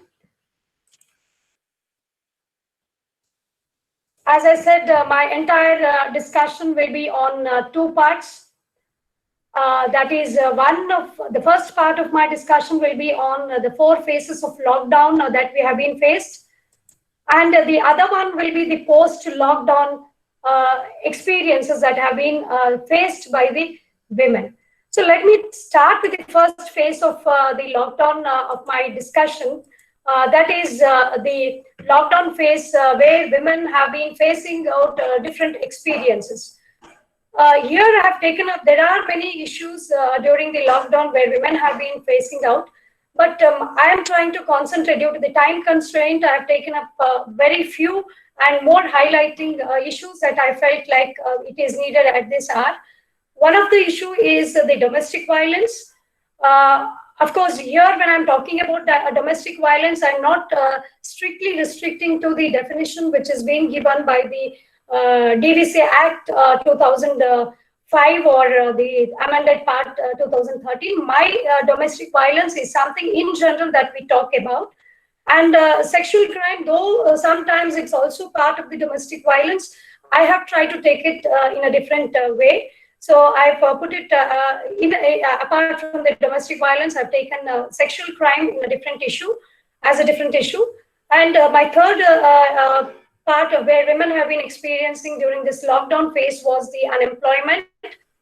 And the fourth issue that I would like to stress is the mental stress. Let me come down quickly to the first part of the experience that women had been facing during the first lockdown. Is the domestic violence, because that violence itself has lots of meaning to be understood. But for me, again, highlighting the only major issues, that is the factors compounding the situation of COVID-19 and again related to women, was the confinement where women were confined only to one particular one particular job or job. Here I mean to say the assignment. Assignment here again is, for example, women were more confined. I think Vidya Madam was just telling out, they were all confined to the four walls of their home, and they were again engaged themselves in the household chores. So in this way, they were confined themselves in many ways. This was one kind of the situation that has led to the domestic violence. And the second one is the financial worries. There's, of course, many of the women had lost, whether it's the daily wage workers or women in the urban areas where they were working in the companies or the industries or the management, where they also had to lose up their jobs due to various reasons, and etc. So we can't say that, or it cannot be depicted, this was one reason for the financial crisis. We have to consider both the rural as well as the urban worries that led to the financial crisis. So financial worries was the other compounding situation which led to the domestic violence. And most importantly, what we have been looking in the media that was projected more during the first lockdown, that was men struggling to the access of tobacco or alcohol. And that led really to the frustration to the men. And this frustration again was an impact to the frustration of the women. So then this frustration, again, we see that the whole of the frustration of men, several men were loading their anger through physical, verbal, and sexual assault. And many cases, as it is, we see that the National Women's Commission has also quoted that between March and the period of April, that's maybe around less than 45 days, 45 days, there were about more than 500 domestic violence cases that were registered even during the lockdown period. So that itself shows that where women did not even have the access of going out, still were having that experience within staying at home. So I have tried to group all these issues under the domestic violence. Again, I repeat, I am not confining to the definition of what is being generally defined in the Domestic Violence Act, whether it's 2005 or 2013. So with these issues, the domestic violence was rampant on the 4 lockdown periods. Coming to the next issue, the women had been facing out or experienced during this lockdown period was the sexual crime. I've taken it again in a different way, where the sexual crime, or under the sexual crime, we see that abuse which carried out in various forms. The abuses were carried out in various forms. Maybe it was to the girl, or it was to the children who were staying at home, or it was even to the women. Major part was to the women, because men did not, as I said, in the domestic violence, few of the characters were also carried out and applied to the sexual crime also. And rape, as it is, was also existent during this period. Here again, rape was, there are many examples where I can quote out with this rape. Rape was because where the migrant had to move from one place to, because of the announcement of the short notice of the lockdown period, many women, working women, had to stay either out of their home, or they were staying alone. Either they had to take the shelter of some government organizations which were provided by the government themselves, etc. Where there was such a situation that many chances have taken up, even during this period, where migrant women, children, everybody were taken up into this kind of rape situation. We have been seeing this in the media. We have been seeing this in the lockdown 2 and 3, but media did not take up such huge coverage as it took up the coverage of coronavirus spreading out. But the third issue, which was also not highlighted, and I feel we have to include in the sexual crime, is the pornography. I think this is again where men have been taken up so much during this lockdown period, was that it is still gone unnoticed and uneducated to the mass or the society, or the civil society is being said that this is not being into practice, but definitely not that pornography wasn't excluded even in the lockdown period. And my other issue is pedophilia. Pedophilia is something where we see that children, especially, it is one of the psychiatric disorder in which an adult or an adolescent experiences a primary or exclusive several attraction to the pubertation children. So I think this was also there even as a sexual crime. I have included this. Even this existed in the lockdown period. So let me not highlight too much on that and move down to the other issue that the many women did experience during this lockdown period was the unemployment. Unemployment, as I said, and Vidya Patil madam in her part also quoted out, and of course even Rabia madam was also giving out some of the schemes that women had to take up due to the unemployment. But still, what I would like to highlight here is there was why the employment was lost by many of the women. One was because it is not that they wanted to leave the job. Many of the times it is also seen that prioritization of domestic work became more.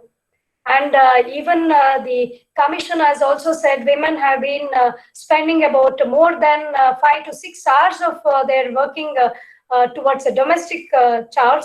And we also see that when compared to men, they hardly spend around less than half an hour in doing out this household activities. So prioritization, because since everybody were at home, for a women it becomes they prioritize to work. So that also has made many women to lose their jobs.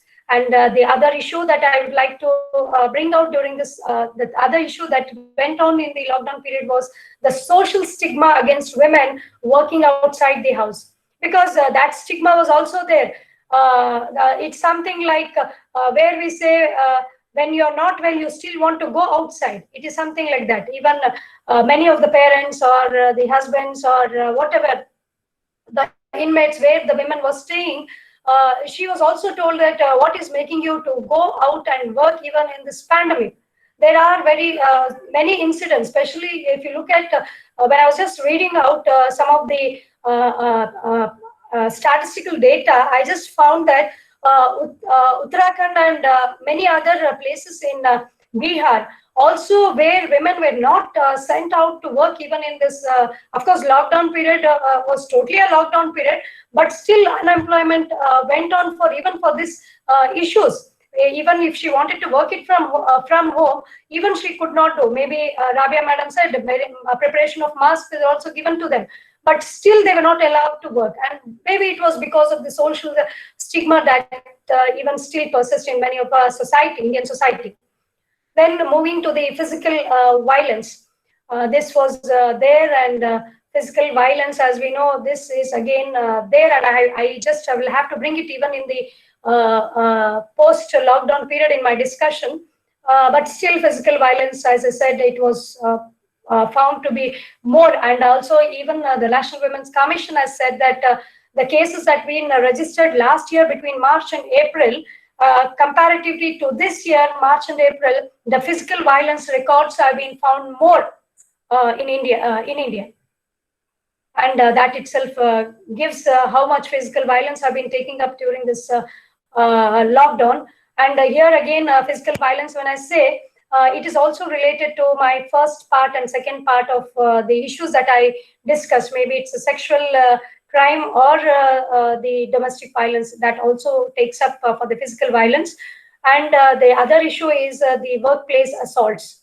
Few of them who were still working, that also did exist, because in many of the companies or institutions where they were given the residential stay and work for the company, and during this residential stay, they were also exploited. And looking at that, women could not continue their work, so even they had to quit the job due to this. And we also see this gender wage gap even existing during the lockdown period. That was also there because many companies and institution management, everything had to be closed down. And once they had to go back to their work, or when they preferred to work from home also, the labor charges that were given to them or the wages that were given was very low when compared to the normal days. And the other issue is low health safety measures was other one, which led for the unemployment, because no proper measures were given for them to protect themselves from this pandemic. And of course, I said gender wage gap and low wages both together went on to add for the unemployment. Quickly moving down to my other very important issue is the mental stress. Yes, this higher stress level in young women was linked to a variety of reasons, including extra workload at home, family pressure, discontinuation of education, etc. So this really even worried many of the women staying at home during this pandemic. After having looked down to those some of the issues that were there existed in the 4 lockdown phases, I would like, it doesn't mean that now since everything is being slowly getting unlocked, so things are getting normal.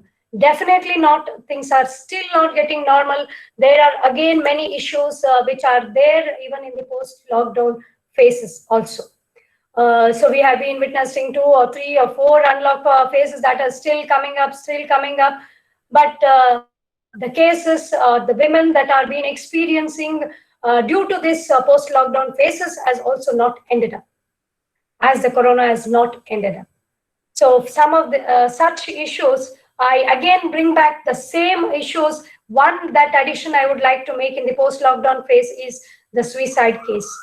So domestic violence I've already discussed, and domestic violence even still exists because most women are now working from home, and they and also are working for home. So it is for home and from home. So these together again, domestic violence is there, and women when they are going out, they are still not being out of danger. Where they have that safety measures given to them. So many issues are there. And now coming to the sexual issue, which I said my sexual issue in the post-lockdown is very different, because I can give many examples, and we all have been also seeing those examples. Many women are being raped by the doctors. Frontline workers are also being raped, or the sexual crime has also been existed on the frontline workers, whom we call the Asha Karyakartas, nurses, etc. Even doctors, female doctors I'm talking about. So all these have happened in the sexual crime. Even women who was also taken up in to the isolation ward, where she was taken in an ambulance, and there was some problem where the Asha Karyakarta or some nurse could not accompany, and that girl who was supposed to take for the quarantine or isolation ward, she was raped by her driver in Kerala. And even a 80-year-old woman was also raped by a driver. So these are something sexual crime that even in the post-lockdown period are been experiencing. And I also would like to highlight here, where women are put in the isolation ward, they are again still not safe staying there in the hospitals, or the doctors who are working hours together are still not safe. I'm talking about women doctors. So sexual crime is being there at every time, even in the post-lockdown phase, maybe a different head of what has happened in the lockdown period. So unemployment even still exists because, again, as I said, unsafety measures are still not being given to them. Because of unsafety measures, they have been not coming out of their home to work, or some other family issues that are still existing within them, etc. So unemployment still exists, and above all, many companies have gone under the laws, and they are also taking some more time to cope with their business, and etc. All this is again led in the post-lockdown. Slowly the economy, though it's getting its stability, but still on the other side, if you look at economic point of view, the unemployment for women is still existing. And as I said, now the mental stress in the post-lockdown phase has also increased even more to her because of many issues. Now everything is unlocking. It's a period of unlocking. So when the unlocking has started, the day-to-day business has to run out. But in spite of all the limitations that are there surrounded around her, she has been suppressed to work or to take up the task that she needs to do. So that mental stress of her is still there. And this mental stress and many other issues, as I said, has really led to one of the most serious that we have been witnessing is a suicide. So following this lockdown and a number of women suicide, of course I'm talking about unlockdown here, a number of women suicide cases are reported. Of course it was there in the lockdown, but that did not highlight much. But during this unlockdown period, a number of women have been reported that they have been into the suicide. The reasons are multifaceted for this suicide.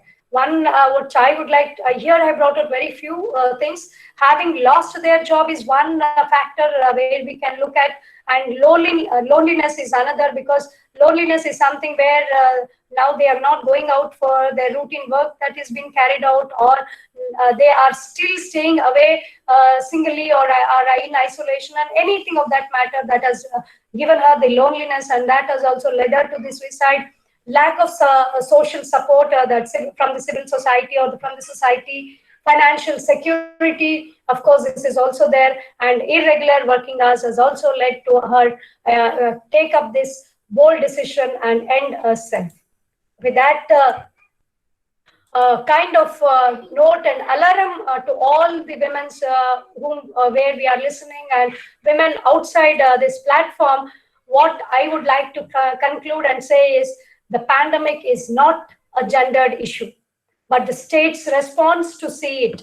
Here, when I say it's a state's response to see it, I only meant that the policy responses during this pandemic must be understood even through the lens of women. With that few points that I wanted to share it to this August gathering, I tried to do I think hopefully I have tried to do justice to this topic. Thank you very much for listening to me. And I also thank once again the organizers for giving me this opportunity to be part of this huge platform on the discussion of COVID-19 and women. Thank you very much. Over to you, Gangadhar sir. The session is open for discussion. We'll take the question. I request Dr. Praveen to read out the questions available in the chat box. Yes. Thank you, sir. One question asked by Amruta Channaveer. There are many programs which are implementing by the government, but what is our role in making to reach these programs to the people?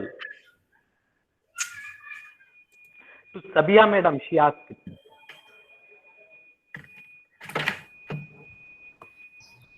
Sir, Sabia madam, can you repeat? Yes, sir.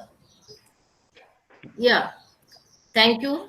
Thank you so much. There are the number of programs announced by the government of India. It is what is our role means. It is our moral and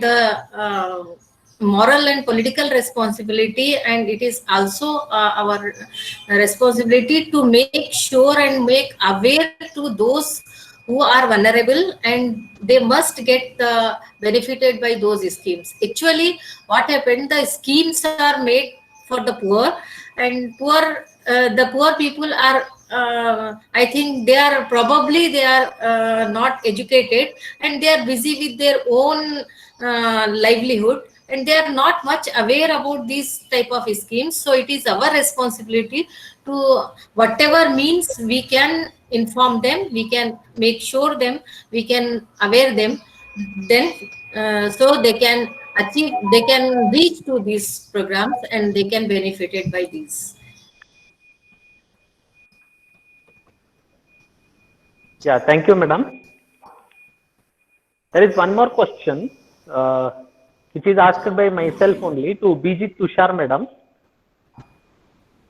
Madam, what are the major intervention strategies which has taken by the government during the COVID? Sir, can you repeat? Major intervention strategies? What are the major intervention strategies which has taken by the government during pandemic? Sir, frankly speaking, there has been a few helplines that has been put forward.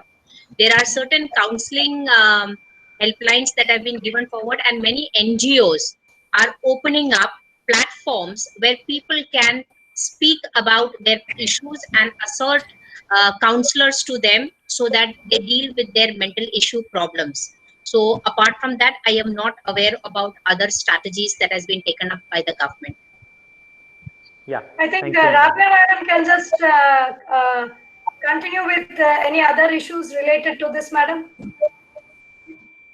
Any other schemes or lines that were there? No, actually, we can just we try to understand that immediately there is a major shift is taken place. That is, before it was a startup program where the policies and the programs are very much scarted. Now it is open. Actually, there are the number of programs are introduced for the students, especially the students who are in higher education. So 0 level to university level, there are the programs, but what is a stand-up program? They includes short-term jobs with the education. So this has to be studied and this has to be learned, and we can achieve the benefit from them. So stand-up and the startup, these are the two different programs. So the stand-up program is very immediately noticed and very immediately responded by the government of India and the government of various states, which I would like to say especially to the student folk.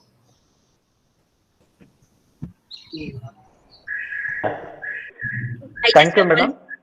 I can say for all the students out here, सिर्फ दो ही चीज, ice factory on the head and sugar factory on your tongue will definitely help you to deal with the situation by keeping yourself calm. When I say sugar factory on your tongue, it doesn't mean talking to others sweetly, talking to yourself sweetly, because you are important. And if you begin to take self-care in this situation, खाना time पे खाना है, exercise करना है, योगा करना है, meditation करना है, बिकॉज अगर आप शांत होंगे and you will keep your upper brain which is your learning centre open to dealing with the emotional trauma, you will be able to have emotional intelligence which will help you to cope up with any problem. कोई ऐसा problem नहीं है जिसका solution नहीं है. Every problem comes with a solution. So if you become solution centric rather than problem centric, I think whatever it is, we will be able to deal with it. And definitely I'm sure if centers can start up, institutions can start up centers where people can open up and speak about the issues, I think half the problems will be solved, and they can become proactive to deal with the challenges in their life. Thank you. Yeah, can I add something with the Vijay madam? Can I discuss one point? Madam, अभी बताया आपने कि first of all हम काम रहना चाहिए. When we are in peace, then only we can think about it means दूसरा सोच सकते हैं. लेकिन we are observing that in this type of situations लोग और ज्यादा means psychologically affected होते हैं rather than जो लोग peaceful life में होते हैं वो भी ट्रॉमा में आ जाते हैं. तो जो already they are in problem, उनको कैसे हम काम करें? मैम इसीलिए बोलती हूँ कि लोगों को जानकारी नहीं है कि ये ट्रॉमा के वजह से हमको क्या होता है. देखो, once you accept a problem and then you look at it holistically as an observer, आप अगर समझे कि आपका ये जो प्रॉब्लम है उसका क्या आपके ऊपर असर होता है. First is understanding. First is acceptance of the problem. Second is understanding. Then you will have to take steps, because अगर आप एक प्रॉब्लम में से दूसरे प्रॉब्लम में जाएंगे तो प्रॉब्लम्स बढ़ेगा. तो निप इट एट द बड. तो That can only be possible if you understand your own self. Know thyself. जो हमारे जो sages है, महर्षिस है, उन्होंने सिर्फ एक ही चीज बोला है, know yourself. So a thorough understanding about yourself and the resources that you have within yourself. आपके अंदर रेजिलियंस है, आपके अंदर इमोशनल इंटेलिजेंस है या नहीं है, तो आपको वो लाना पड़ेगा, तभी आप डील कर पाएंगे. So I would say one practice that you can do is when you're facing problems is to pause. बिल्कुल pause हो जाना है. Stop. और वो स्टॉप करने का जो टेक्निक मैंने कहा था, sitting on a chair, grounding yourself, looking at two or more objects which has red or blue color, will help you to detach yourself from the existing problem. तो पहले को चीजों को एज इट इज देखने की एक क्षमता ले आना है. उसके बाद में आप क्या कर सकते हैं, you can find out, because फिर अपना जो दिमाग है वो चलने लगेगा. दिमाग जो बंद होता है उसको चलाना शुरू करना है, और चलाने के लिए उसको डीफोकस करना पड़ेगा from where you are focusing on, because wherever your attention goes, your energy flows. तो वो अटेंशन को इन द प्रेजेंट में लाना. एक सिंपल टेक्निक अगर बोलूं, if IF, just listen carefully, IF JUST TELL YOU THEARETHEBEST.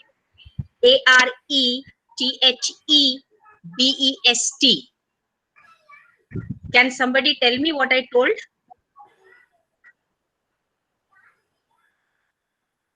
If I just, yeah, can somebody tell me?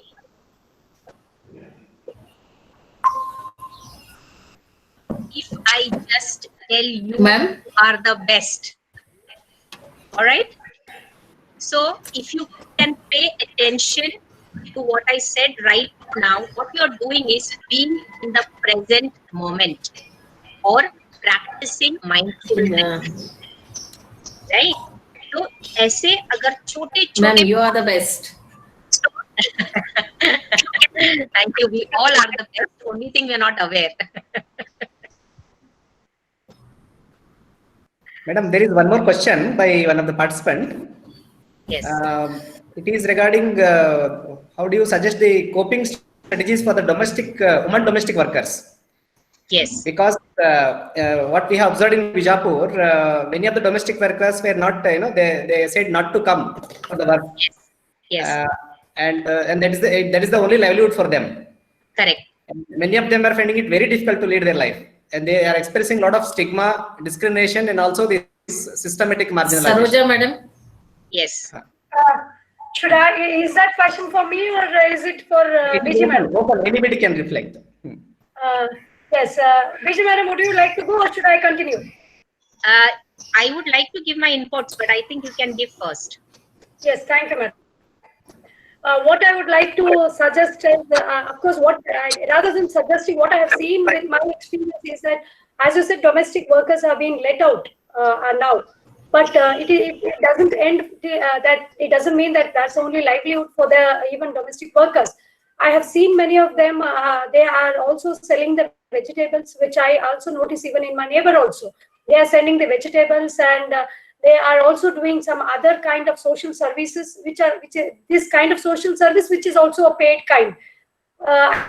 They're all into other such activities apart from going for a domestic work. I think these women in Vijayapura also, which I am also known to that place, I think women there also have these, going to the farm, where they are really required. There, I think Vijayapura is famous for grapes and many other vegetables that have been locally grown there. I think they can give their helping hand to them. That doesn't, a woman who is working for a domestic work, should not restrict herself to only one work. That is what I can say. She has qualities within her where she can expand herself in many other works also. So with that skill, I think she should have moved out, and she will definitely move it out. What I feel is, because the demand of the situation says that don't restrict yourself to one job, get into the other one. I think that's what I can suggest, looking into the local availability. They themselves can plan out and work, I guess. Thank you. Madam, this is over to you. Yeah. So we can also, like, from the hirers, the ones who in whose house they are working. Like for me, I am still in connect with the person who comes to help me at home. So that constant support, that what is going on in your house, a friendly approach towards, an inquiry that yes, I am interested in you, can give an emotional support to that person. If monetarily you can give something, that also would be nice, because some sort, देखो हम सब charity करते हैं, तो why not start it beginning from the people who are helping us on a day to day basis. तो मुझे ऐसे लगता है from the hirers point of view, if we can support them emotionally and financially, it will definitely make a difference. And rest, I think Saroja ma'am has very clearly said that they have the skills and they should be encouraged to do that. तो हम कौन से ऐसी चीज कर सकते हैं जहां पे suppose they are able to make something at home. Abhi demand for nashta is more, right, during the lockdown times. So agar hum unko support kar sakte hain to sell the products that they are having, that will definitely help. So financial, emotional support and a skill of theirs which we can help them to explore will be something that we can do. सोचेंगे तो बहुत सारी चीजें हैं sir. We can even form communities जहां पे online में हम लोग उनकी एक्सपर्टाइज देख के create a forum of different product services that can be given. करना है तो बहुत कुछ कर सकते हैं, पर लोगों को साथ में आना है, अपने शेयर आइडियाज को शेयर करके with the intention of helping the society. अगर रीच आउट करना है तो डेफिनेटली बहुत कुछ कर सकते हैं. Sunar sir, can I add one more thing? In Mumbai, what we have done in the slums, some of the teachers have put some sewing machines together. They borrowed from the friends. And now these girls who were good at stitching, they have started making masks. And we have got an IDF, Institute of Development Fund, which is taking some minimum money and giving these masks, selling the masks for them. Masks. These are pure cotton homemade masks. And Vijay may be knowing, we have got this Narayan sir working with us. So, Yes. so they are selling their masks and now they are teaching them some other skills also. So they are able to fetch for themselves and sustain during this COVID period. And large number of people are coming forward with an open identity. That is what they have done. And our slums had very good, very nice women who knew stitching.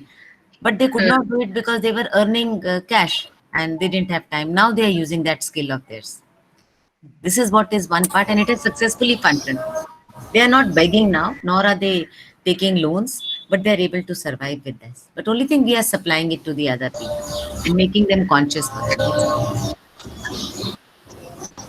This is how we are taking up community health systems in our hands. Excuse me, sir, if I can add something. Yes, ma'am. Okay, please continue, ma'am. Please. So you Yeah, can, even the domestic workers now can start becoming dabba walas and provide it to the homes that they were working in. I think that also will be really nice. So what I think we have seen, all of us have noticed that during this pandemic period, it is these women and children from lower income households who have suffered the most, because they have faced this unemployment, poverty, and at the same time, domestic violence also is the maximum in such households. So until and unless we as a society provide suitable support systems for such women and children, I don't think it will be very easy. So it's good for educated people from well-to-do families to say that we can find alternatives and other things. But for such things, we as a society need to provide suitable support systems.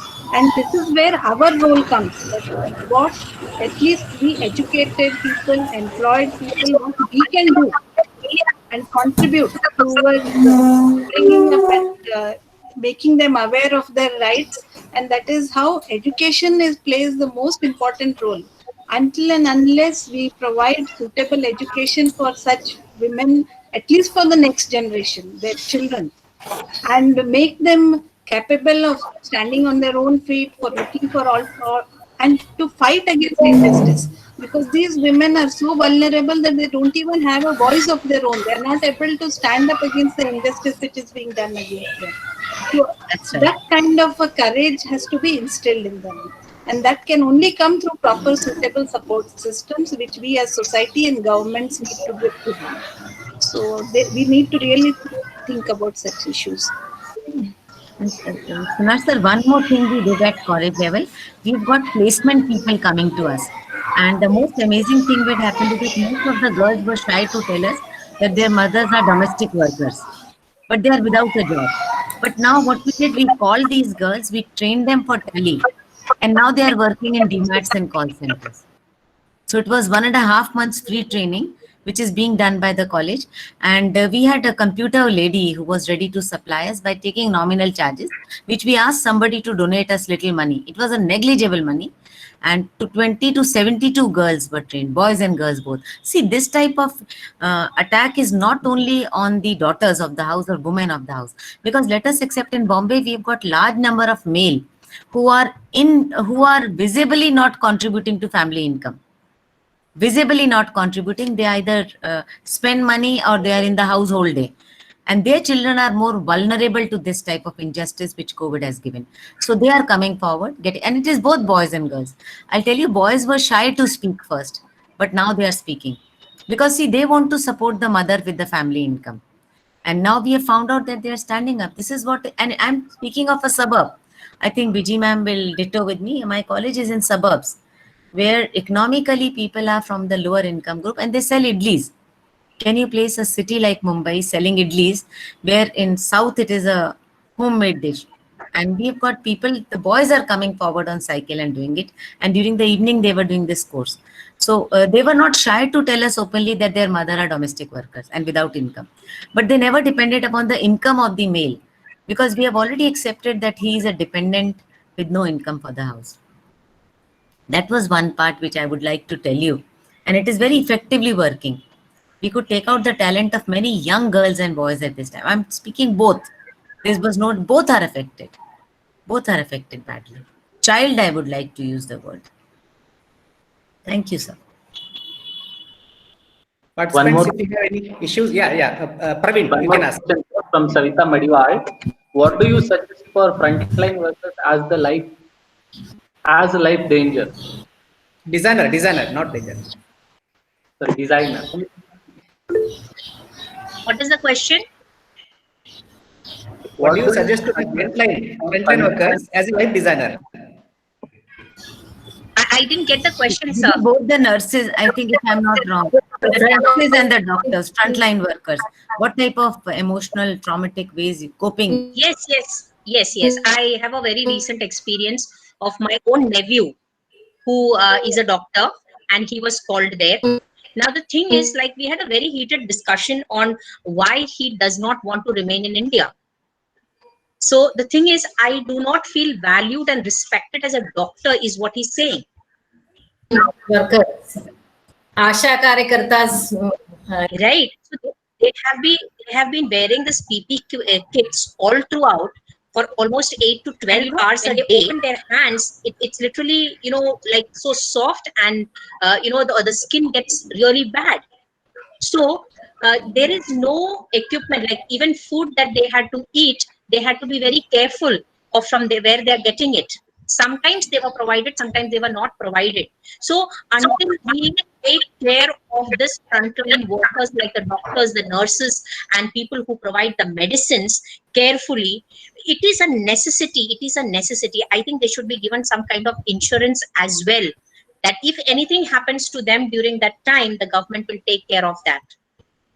Because there were many doctors who had got COVID because of working, relentlessly for the service of the nation. So I think they should be upholded, they should be honored, and they should be valued for what they are doing. एक doctor जो सवेरे से लेके शाम को 10-11-12 बजे तक patients के पीछे one after another, his mental state also goes for a toss. And I was shocked to hear that medical colleges are the places where there are maximum number of people indulging in substance abuse. Sorry to say, it really hurts me. But he says, ma'am, you cannot remove it from the system, because they need to survive that pressure. And until, see, they themselves are doctors, very knowledgeable, but the pressure is so intense. and the long duty hours, definitely there has to be something that is to be done. Even doctors need counselors, but they don't get the time to find one. So I was just asking, in the curriculum in US and all, they have a paper on psychology. So I said, why don't we have the system of having a basic understanding of psychology?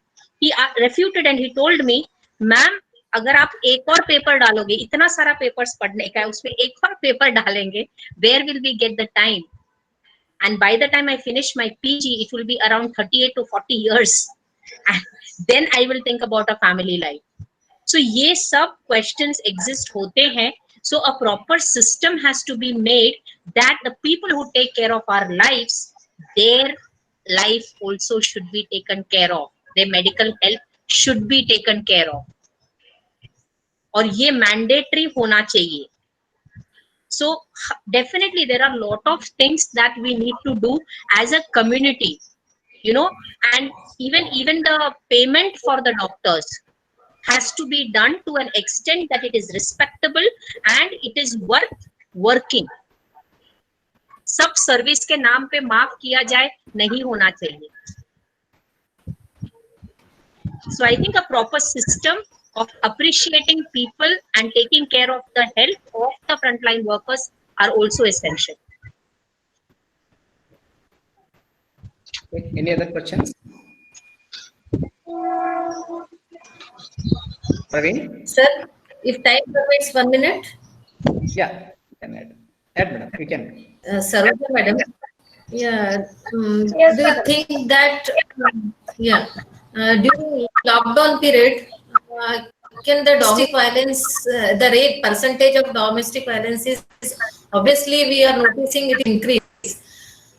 So it is that it is a psychological impact of the people that the police and everybody is involving in the other duties. कौन है हमें देखने के लिए, पकड़ने के लिए, all are in very कौन किसी के बारे में बोलेगा. तो it is a statistics. What are the statistics? Whether the cases are increased, I mean domestic violence cases are increased, or it is up to the mark. Madam, I think in my reference I already made that National Women's Commission has already given a statement, but no such percentage as of now. I do not have an exact percentage, but I already made a mention that there were about 500, more than 500 cases that were registered. If you want, I can just check it out and tell you also. But what I can just tell you is that the cases that were registered between March, mid of March and April, it was more than 500 cases. So these cases were registered, and this has been authentically given by the National Women's Commission. But I do not wish to say the percentage exactly what the National Women's Commission has said. This is because there are many cases which were not registered. Where are we supposed to include these cases? So if I say that the percentage has been increased with 10 to 15%, it goes on vague. Because even my neighbor had to face so many, and it was also even at times, even I faced some sort of violence against me because I was all alone, I was sitting, neither I was able to travel to my home. So all this was there, but I never registered that. There are things that have been gone beyond the imagination. So that's what I didn't, in my presentation, I didn't exactly give out the percentage, and I don't even wish to give also. Because this percentage, what the National Women's Commission has given, it's only a statistical data, that's all. But the actual statistical data that we being part of society need to understand it and overcome it. I think I've made it clear, madam.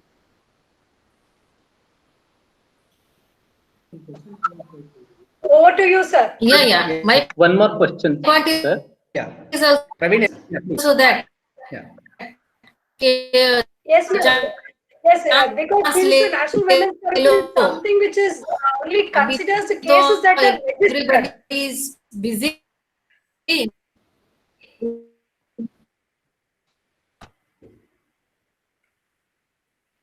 Praveen? Sir, what are the suggestions for women who are working as a guest faculties? Yeah, they have very serious issue because nowadays in the colleges and universities, because there is no workload, 50% of the guest faculty were not called, and they cannot go and work they cannot take other works, like as you suggested in case of domestic workers. They can go for selling other items. They cannot even do that. That's a very genuine issue. It's not only, I just add up Gangadhar sir and Praveen, it's not only the question of guest faculties that we can look at. There are many other issues. There are even frontline workers, from the frontline workers also, where Asha Karyakartas also have left their jobs because of the trauma that they were undergoing, and they were also not taken, they were also not even called back, even after they have been quit the job. So it is like, it is not in one department that this has happened. It has happened in many departments. It is just similar to those where the companies or the industries or the manufacturing companies have been closed and the workers have been just out. It's something like that. Even in the education system also, the guest faculties or the guest teachers who were working were just out of their jobs. This is the unforeseen circumstances where things like even I and you or anybody else in the panel also, it's very difficult for them to accept things and give the justified answer to them.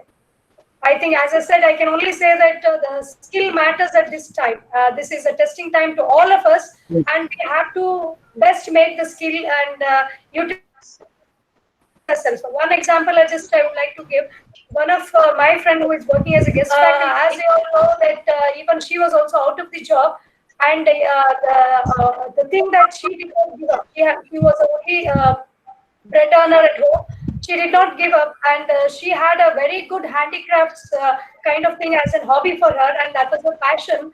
She took it up and designed so many handicrafts that she even brought out her different friends and neighboring children and all, and started weaving the baskets and many other things, and other group which went on for sale.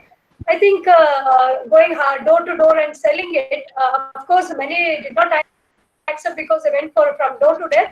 But later on, since they belonged to the same colony, people started accepting. I think that's how she started, and she started earning more than what she was earning as a guest faculty. This is just a small example. Like what I try to tell you from Justify is, one needs to understand and explore our own skills during this time. I think that's the only support system, what Rabia Madam was telling, that's the only support system that we can support ourselves, rather than depending and expecting it from the government or from other organization or institution. True. Thank you. What do you? I think, ma'am, that is true Atmanirbharta. Learn to earn. Yes, yes. Kumar sir, I will give you another picture of Mumbai. वही कहती है सरकार भी आत्मनिर्भर, वही उसी पर ज्यादातर चर्चा भी होती है. नहीं, that's why I can add. इसीलिए इतना हरी बरी में the government is announced the huge budget because of this. जिसके पास job एक sector में नहीं है, they can choose the job in other sector. It is earning is important. Whether it is in the government sector, NGOs and the private sector, whatever it may be, the government is facilitating to continue our livelihood. And Sunar sir, one thing I'll tell you, we had a placement, which I think it was sharing an experience. In the placement, 110 children were taken up for jobs. And suddenly we got a message that they will not be taken for job. But then continuously the companies had closed down. There was no jobs available. And I'm not talking of a person who's already 30 plus. I'm talking of a boy of 26, 24 and all, ready for placements. And you will be surprised to know that when there was no job for them and they're 22, 24. After 1.5 months only, in the month of April, the company started coming back to us. But type of jobs they have given, you will be surprised. Their appointment letter had a salary beginning of 22 to 20,000 only. And now it has come to 10,000. And it is, and the type of employment they are getting is only service sector. You can imagine BPOs and KPOs, where these children were refusing to go. But now even a company like, sorry to say the name, you may be knowing, Motilal Oswal. See, what is it? It's a company with a insurance. And TCS refused to take them. I'm not talking of the computer companies where they were slashed down to even 10,000 and still these people were ready to go. because from 20,000, 25,000 appointment, their appointment had come down to 8,500 rupees. And the type of job is only sales, either insurance or marketing. Whereas we did not encourage in BPOs now, but still it had to be done, because you know very well what is the service sector now. That's what I just wanted to tell you, that this is what is the scene in big cities like Mumbai. And many have been asked to go back home and sit. And those who are the layouts from air industries and other sectors, there is a bad shape here.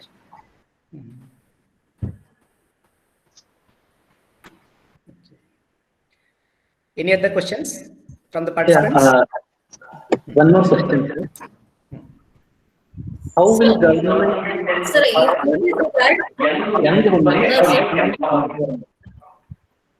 It's not clear, Praveen. I think he said something about economic empowerment. Yes, madam. How will government helps or supports young women for economic empowerment?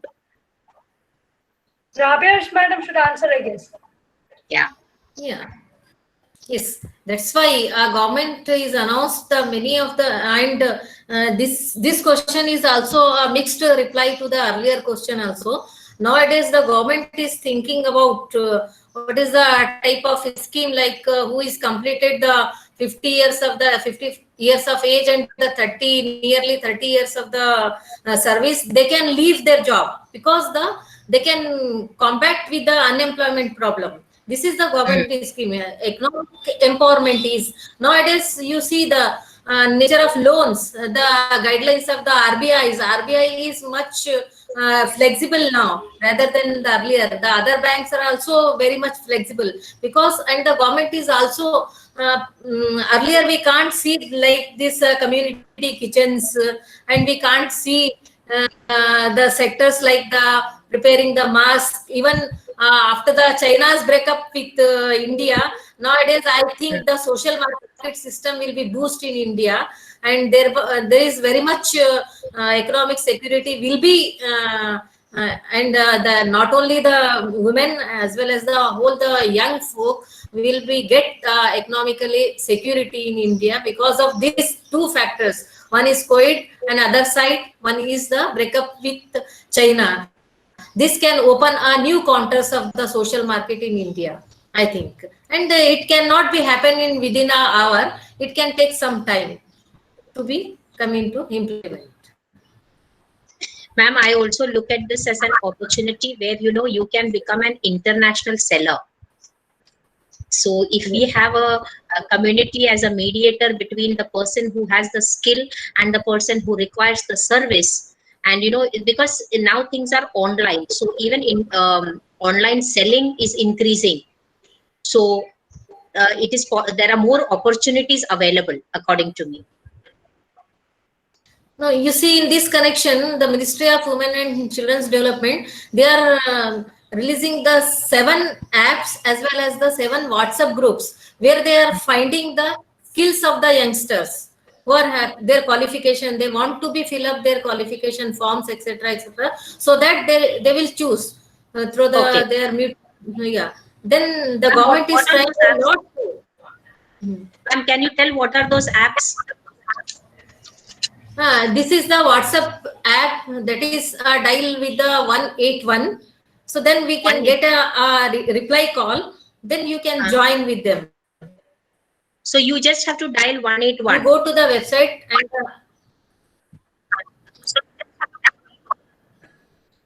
Ma'am, I can't hear you. Yeah, here, madam, just a WhatsApp group of the Ministry of Women and Children Development, where there are the number of groups are there. We will find the list of number of WhatsApp groups.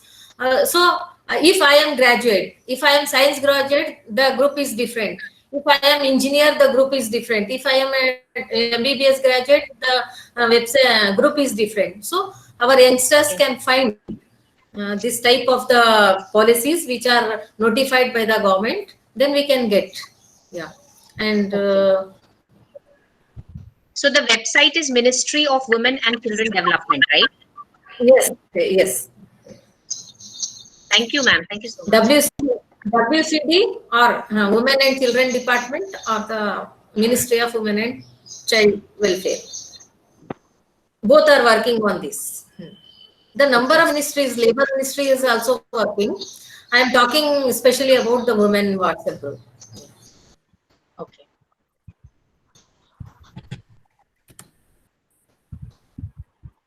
Any students are here?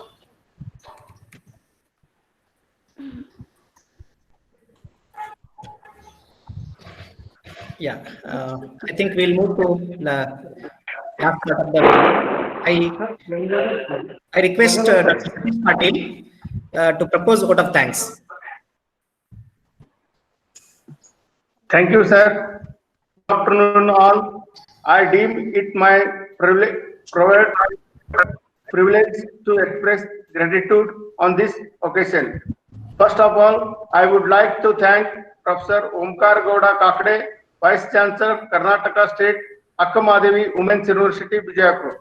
Professor R. Sunandamma, Registrar, Karnataka State, Akkamahadevi Women's University, Vijayapura. Professor P.G. Tadsad, Register Evaluation, and also the Organizing Secretary, Dr. J.B. Sonar, Chairman, Department of Political Science, for giving us an opportunity to organize this national webinar.